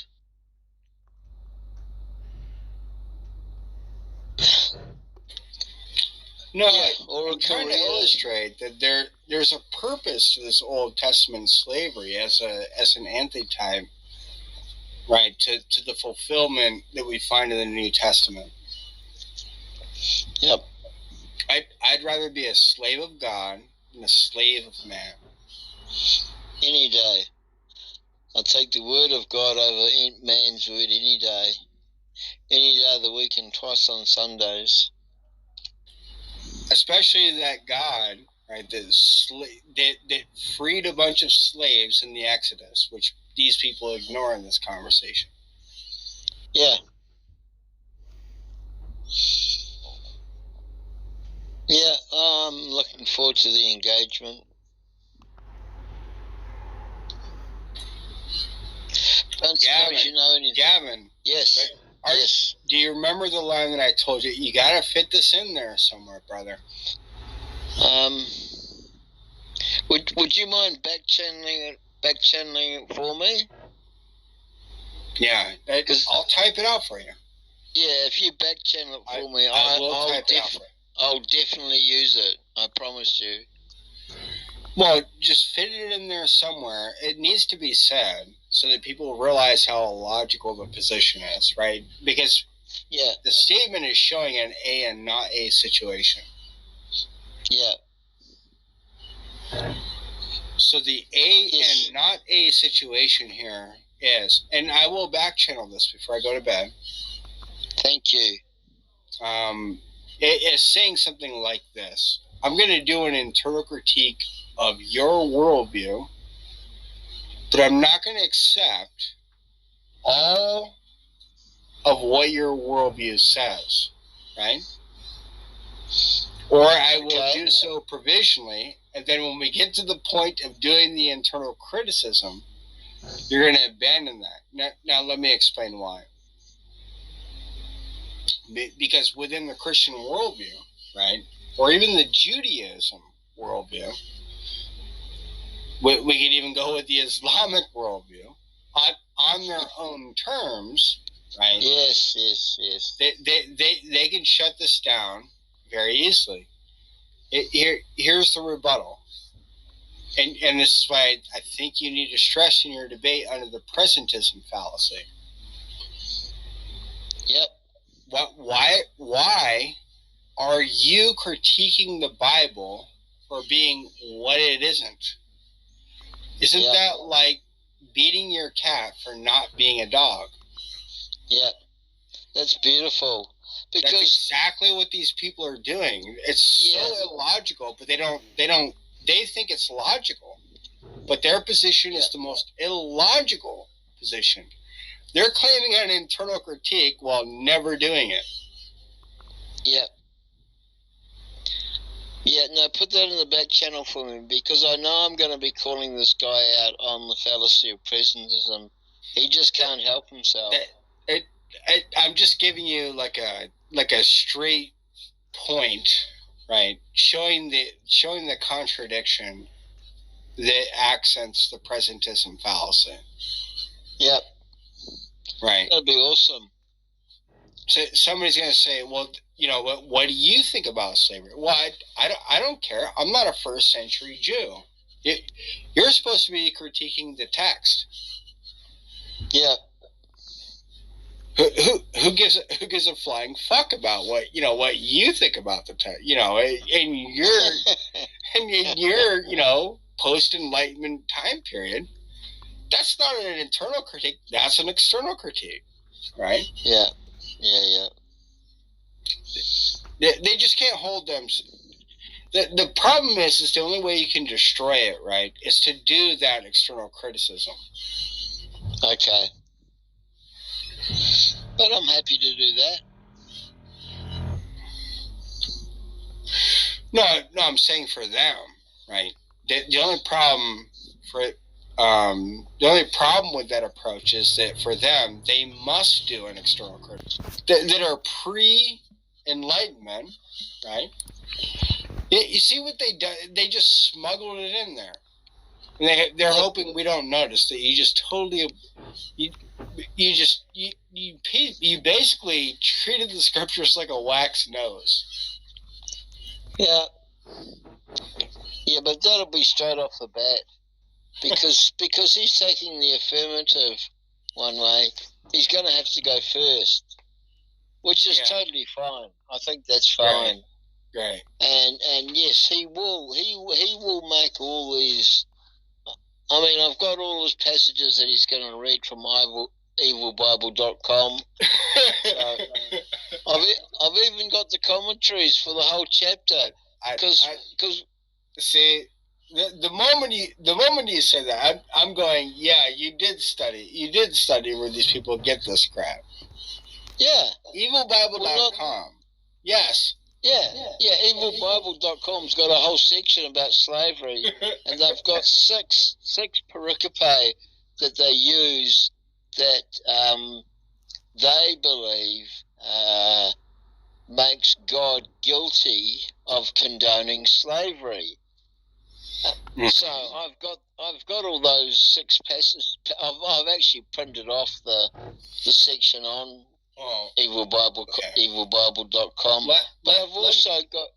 Let me ask you what's your definition of condone? Oh, I can give you the dictionary condition of condone. It means simply this. It's a verb, right? It's a doing kind of word. Yeah, like in this case, it could be a transitive verb or a verb, but it can't be a noun. Yeah. Yeah, sure. So to condone something simply means to accept behaviour that is considered morally wrong or offensive. So that's what condone means. Now this is why I mean my opponent has chosen his debate topic poorly, very poorly. Because good luck trying to convince anybody that the God of the Bible approves of behaviour that was morally wrong or offensive. Good luck with that. Good luck trying to convince an Old Testament prophet, or good luck trying to convince a jury of your peers today. You're going to lose either way, you know. Yeah. Well, make sure. I'm going to back channel that question. Make sure you integrate that into the conversation. Yes. Because listen, what they're trying to do is an internal critique. Right. Once you point out a clear contradiction in the way that they are going about it, like that,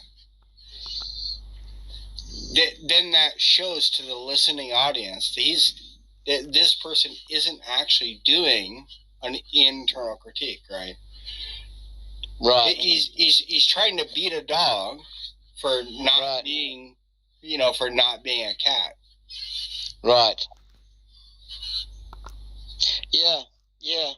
That's a good point. One way, I really appreciate it if you would back channel that to me. I'm not overly motivated about having to get up so early on a Saturday morning, eh? What a pussy. I said to him, so let's have the debate like at 9 p.m. EST, just like normal. And he said, oh, that's a bit late for me. How about 4 p.m.? And I'm like, oh, yeah, all right, okay. Because I want the debate, I don't want to create any roadblocks for him.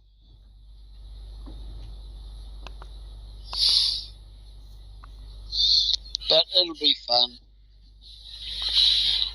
Look, I think you and I have forgotten more on this topic than this person has ever learned on it, right? Hope so. Yeah, I hope so. It's just a question of, putting a case together in a way that's more persuasive than the dumb, low IQ Mad Dillahunty parrot, right? Sure. Yeah, I understand what you're saying. And look, I'm not trying to be mean, right? But look, if God allowed for slavery, right, and he didn't stop it, and even if he gave commands for that, how does it follow from that therefore atheism is true? It doesn't. No. It's a giant red herring. Yes. But we still need to address it, right? Oh yeah. But these people won't address it, right? Now, if we listen to it in their schema, they're going to say it was a necessary condition for evolutionary progression, right? To learn something. Now, if we say the same thing about God, right? Well, maybe God was teaching them along the way how to progress morally. You know, that's not allowed. But their own evolutionary sociology actually does say that. Yeah. But then the West Indian slave trade dropped the ball on all the good work that the ancient Near East did by treating their slaves like subhuman animals. Right. Which we know is false, even from citing Dr. Joshua, Bowen's book, right? Right. He says it wasn't usually the case for people to cite these conditional law codes, right? Yep. That's what he says in his book. Does the Old Testament endorse slavery? And he affirms it in the affirmative, right? That he's saying that it does endorse slavery.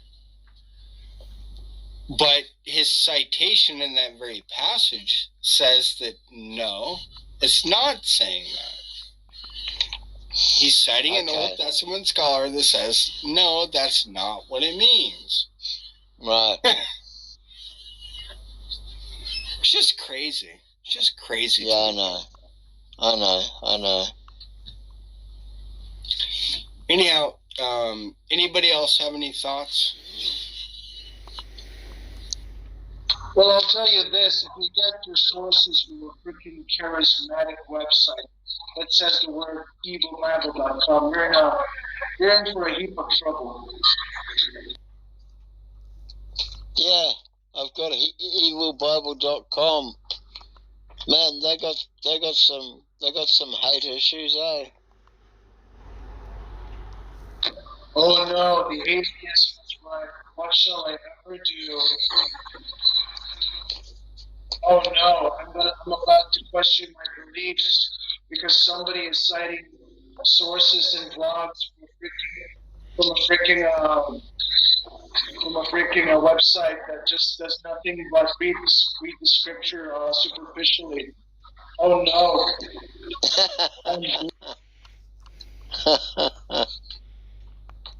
I totally agree, but okay. It's crazy, isn't it? And then they wonder why, like when they come at us with some sort of an apologetic on this, we say, you're just looking at this superficially. Well, because you read the damn text superficially, dude. Yeah.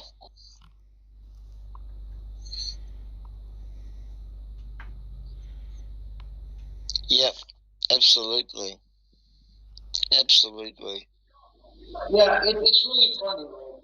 Oh, look, your little book, slavery. And then they're going to wonder, like, they're going to be surprised that they got embarrassed. Let's not forget that they're the ones who are causing trouble. So just ignore when they lie, swear, moan, and bitch. Because if they can't, because once you catch them in a corner where righteous indignation is open for everything, and they're going to tell you, calm down and keep me right, and dude, guess what? They're the one that's coming over here and taunting our warrior, telling us, hey, you guys are a bunch of sick sycophants. Okay, present your case, but don't whine at us. Right. Look, there's a reason why video responses, because I'm not saying anything right, that isn't backed by scholarship. And that's what they hate, right? You can't respond to me when I refute you with overwhelming scholarship citations. Correct. That's why it's never been responded to, Boki. And it will not be responded to. Hey, there's Bob. Bob down the bottom. Shalom, Bob.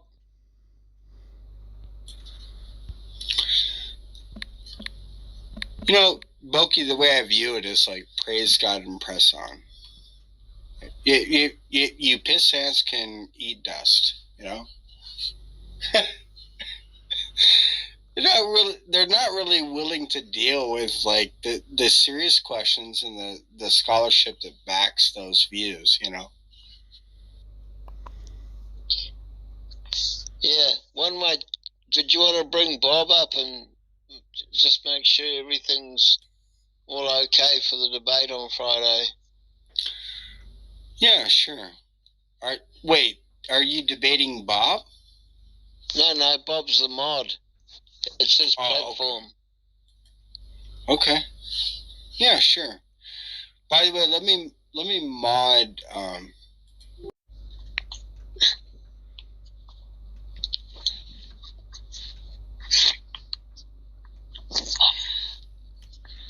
Now I'm doing things by torchlight.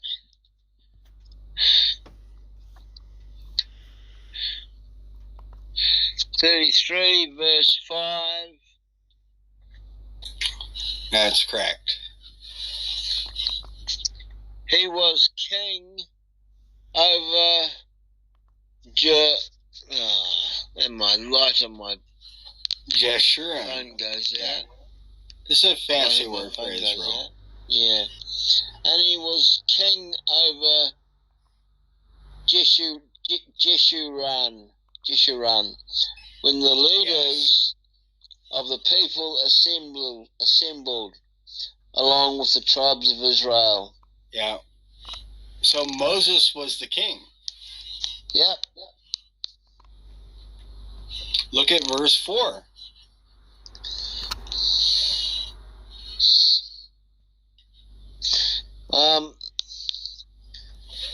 And the law that Moses gave us, the position of the assembly of Jacob. Yep. Yeah, and he, right, verse 5, he was referring to Jacob or Moses. Yeah. He was king over Jeshurun. Now here's the stickler, right? This is what part 2 of my law series, and here on Clubhouse, part 2 of the slavery series, argue. Yeah. That kings presented their laws to the gods. It wasn't that the gods presented their laws to the kings. This is a real problem for these people. That the kings presented their laws to the god. Right. And the god read them or bared witness to them, right? And you see this in votive offerings, Naru, different issues. Right? Look, I even sent this to Dr. Falk, and he said he couldn't find any problem with it. Right. But we know the Decalogue came from the Lord to Moses. Yes. Now that's a different argument, though, right? Because in these slavery laws, right, these are conditional, but the Decalogue laws are unconditional. They're apodictic laws. Correct. That's a different kind of law. Yep. I gotcha. So what we have, right, from the ancient Near Eastern legal scholarship is that these kinds of conditional laws weren't legislative, and even worse, right, they weren't morally prescriptive, and even worse, they didn't derive from the will of the gods. They derived from man. Right.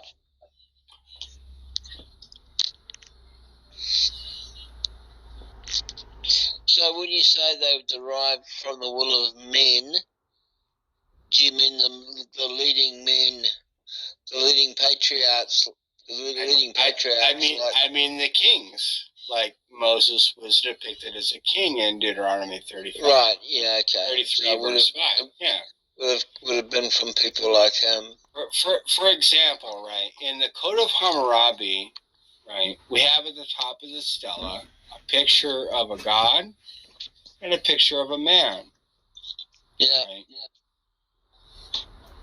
Right? And the picture, the depiction at the top of the stela actually has been understood now by most scholars to be understanding the king, right, calling on the god to bear witness to his commands. Oh, okay. People don't like this information, but it's there, okay? I'm sure they don't like it. Now, I'm not sure if we could make that argument for Leviticus, right? I'm still trying to figure that out. Uh-huh. But we can make that argument from from Exodus, Deuteronomy. We can make all those arguments in Exodus, Leviticus, in Deuteronomy, and other places besides chapter 25. I'm still trying to work on chapter 25. Sounds good. But the idea, right, is real simple. It's that the gods, right, basically what you have is that person who was a ruler calling on the god to bear witness to their laws so that God could bless or curse the future ruler. That's what you have. People don't like that, right? But that is the case.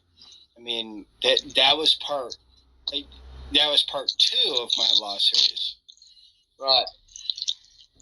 Is Bob still with us? It looks like he lost connection or moved back down to the audience, but okay. He's definitely free to come back up again. Yeah.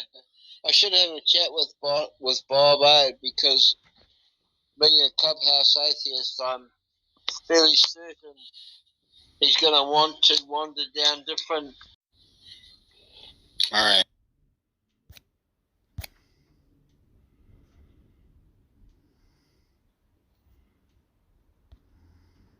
Why do you believe that you don't believe X and you don't believe not X?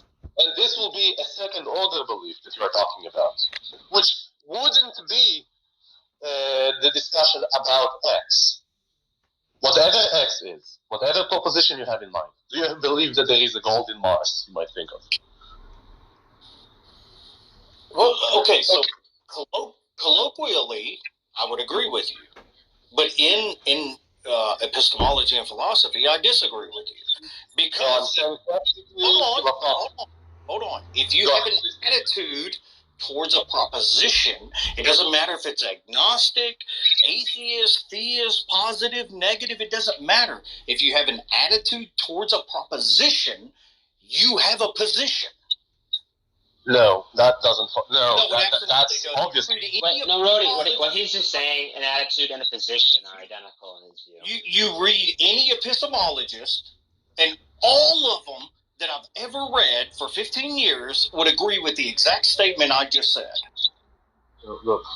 Can we just wait a bit? One second, hold on. Rody, he's saying like positions and attitudes are identical in his view. Yeah, no, I understand. And I actually want to retract from that. Instead, I don't have the attitude about not X. I don't have an attitude about X. Right. In this case, you both not X. Your attitude is not X and not X. That's still a position. That's still an attitude. That's still a negative proposition. No, that's not correct because in this case, you will commit a contradiction. I promise you, it is. Eddie. Yes. Look, Eddie, I'm familiar with it. One proposition. Name me one epistemologist in philosophy that would say that agnosticism is not a position on a proposition. Can't find one. I promise. Ayers probably.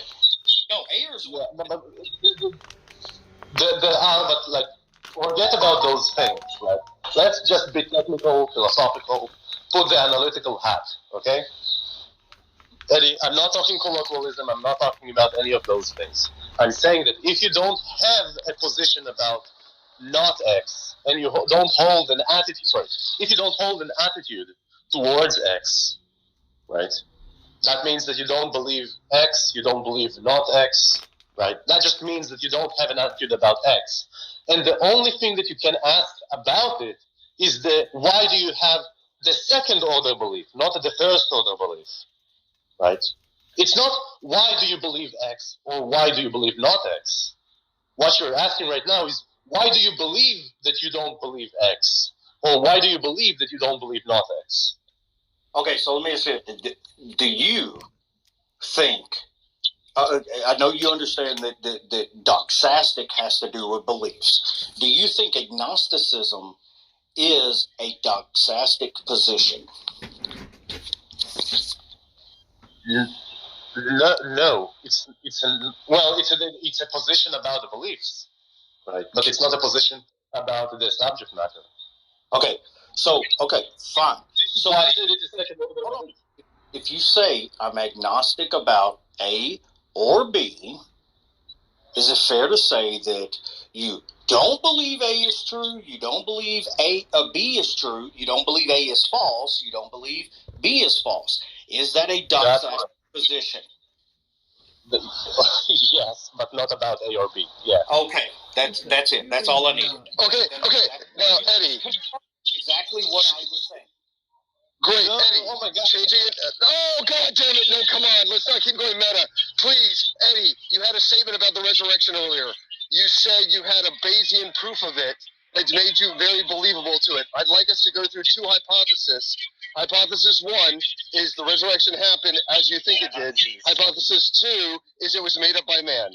And so the book was just totally crafted. So using that, can we do the arguments of belief and not belief in a very concrete way? No. And the reason being is because I hold to a Bayesian probabilistic case. So I would have to take the position that the hypothesis you're talking about with the prior probability, the background knowledge, the evidences that are available, and I would have to calculate your position versus the hypothesis that I take in order to definitively say my position is more probable. Okay, let's do that. What's the probabilities that you put in there?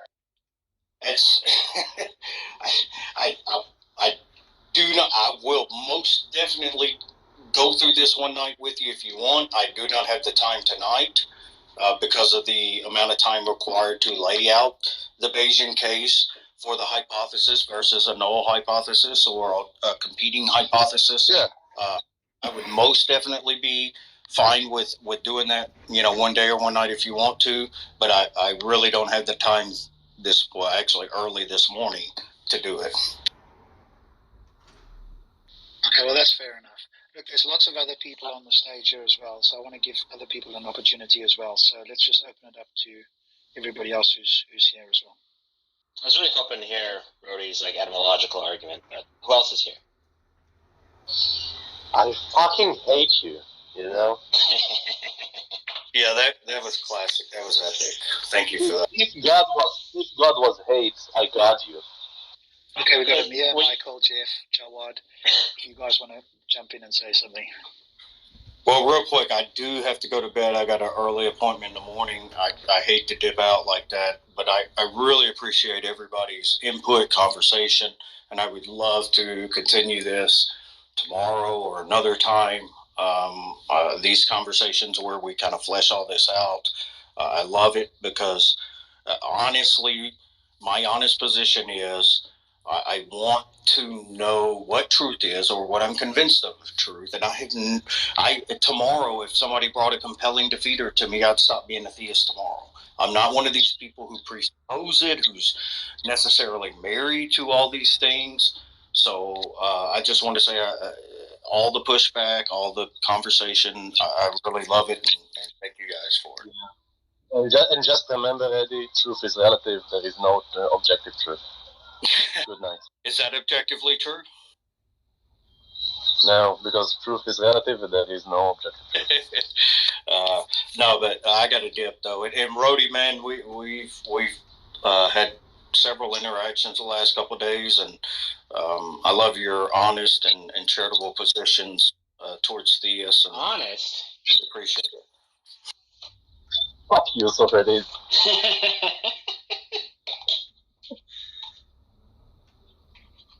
Who is this Anders person I keep hearing about? Are they like some sort of heavyweight in the philosophical world here? No. Oh, okay. Just a very defensive Norwegian. Yeah, it's funny when people misunderstand my positions.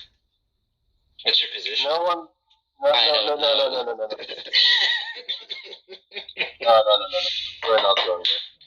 Okay, I see. This is The point that I'm trying to make is that you conflate between attitudes towards a belief and a second order belief.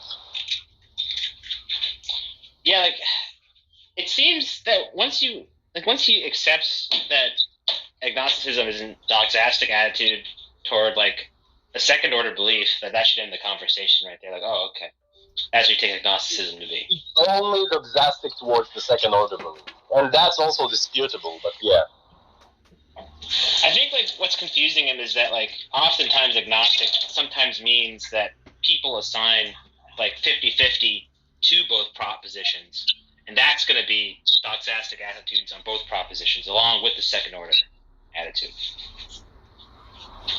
But you can be agnostic in that you don't have probabilities, or like minimally principle of indifference, it's 50-50.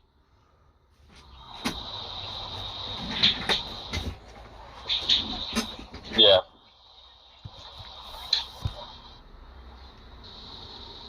Yeah, I've been trying. Oh, go ahead. Someone else.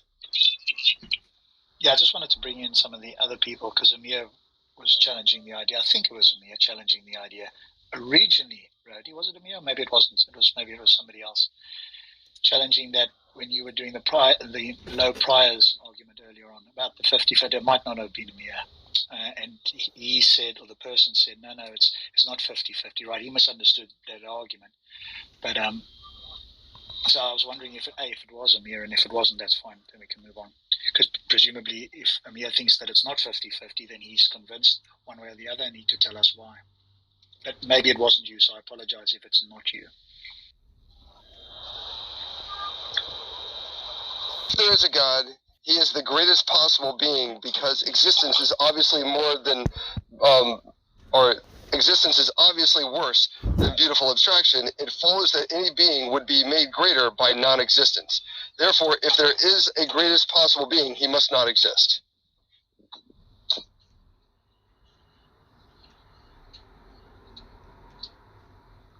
Hi guys. Welcome. Can I say something? Yes. I will allow this. My name is Arash, and I am an agnostic right now. I was a strict theist. I was Muslim, and a few days ago I called myself ex-Muslims, and somebody asked me, why are you ashamed of calling yourself as what you are, not what you were? And I said, oh, good, I'm not ashamed, I'm an agnostic. And these days I'm thinking, I'm just consciously, I'm thinking like I wanted to believe, I wanted to believe like there is no God, but some part of me just is fighting back like, no, there might be a God. That's why I'm just, I'm thinking about this, and I'm not. Of course there is. Like, just to give you some comfort, yes, I think most people that were growing up in any kind of religious household, being an atheist is the worst possible thing. So if you start doubting, you've subconsciously put yourself into this camp of the enemy that you've been taught against your entire life. So of course there's pressure to go the other way. So like that's 100% the expected response. I just want to be sure every one of us has, not everyone, I can't say for everyone, but many of us have felt those exact same feelings. It was not clear from Arash whether that's pressure from outside or there's some other reason. So what's the reason you think that there is still potentially a God? Yes, I can give you an example. I'm actually from Afghanistan, and I just started just like 6 months. I started to believe that there's no God, and I was really happy. I was really I was just so fine with it. And there was actually I was working in the government in the bank, and my Taliban just captured me, and I was at a shock, like maybe it was a debt, certain debt.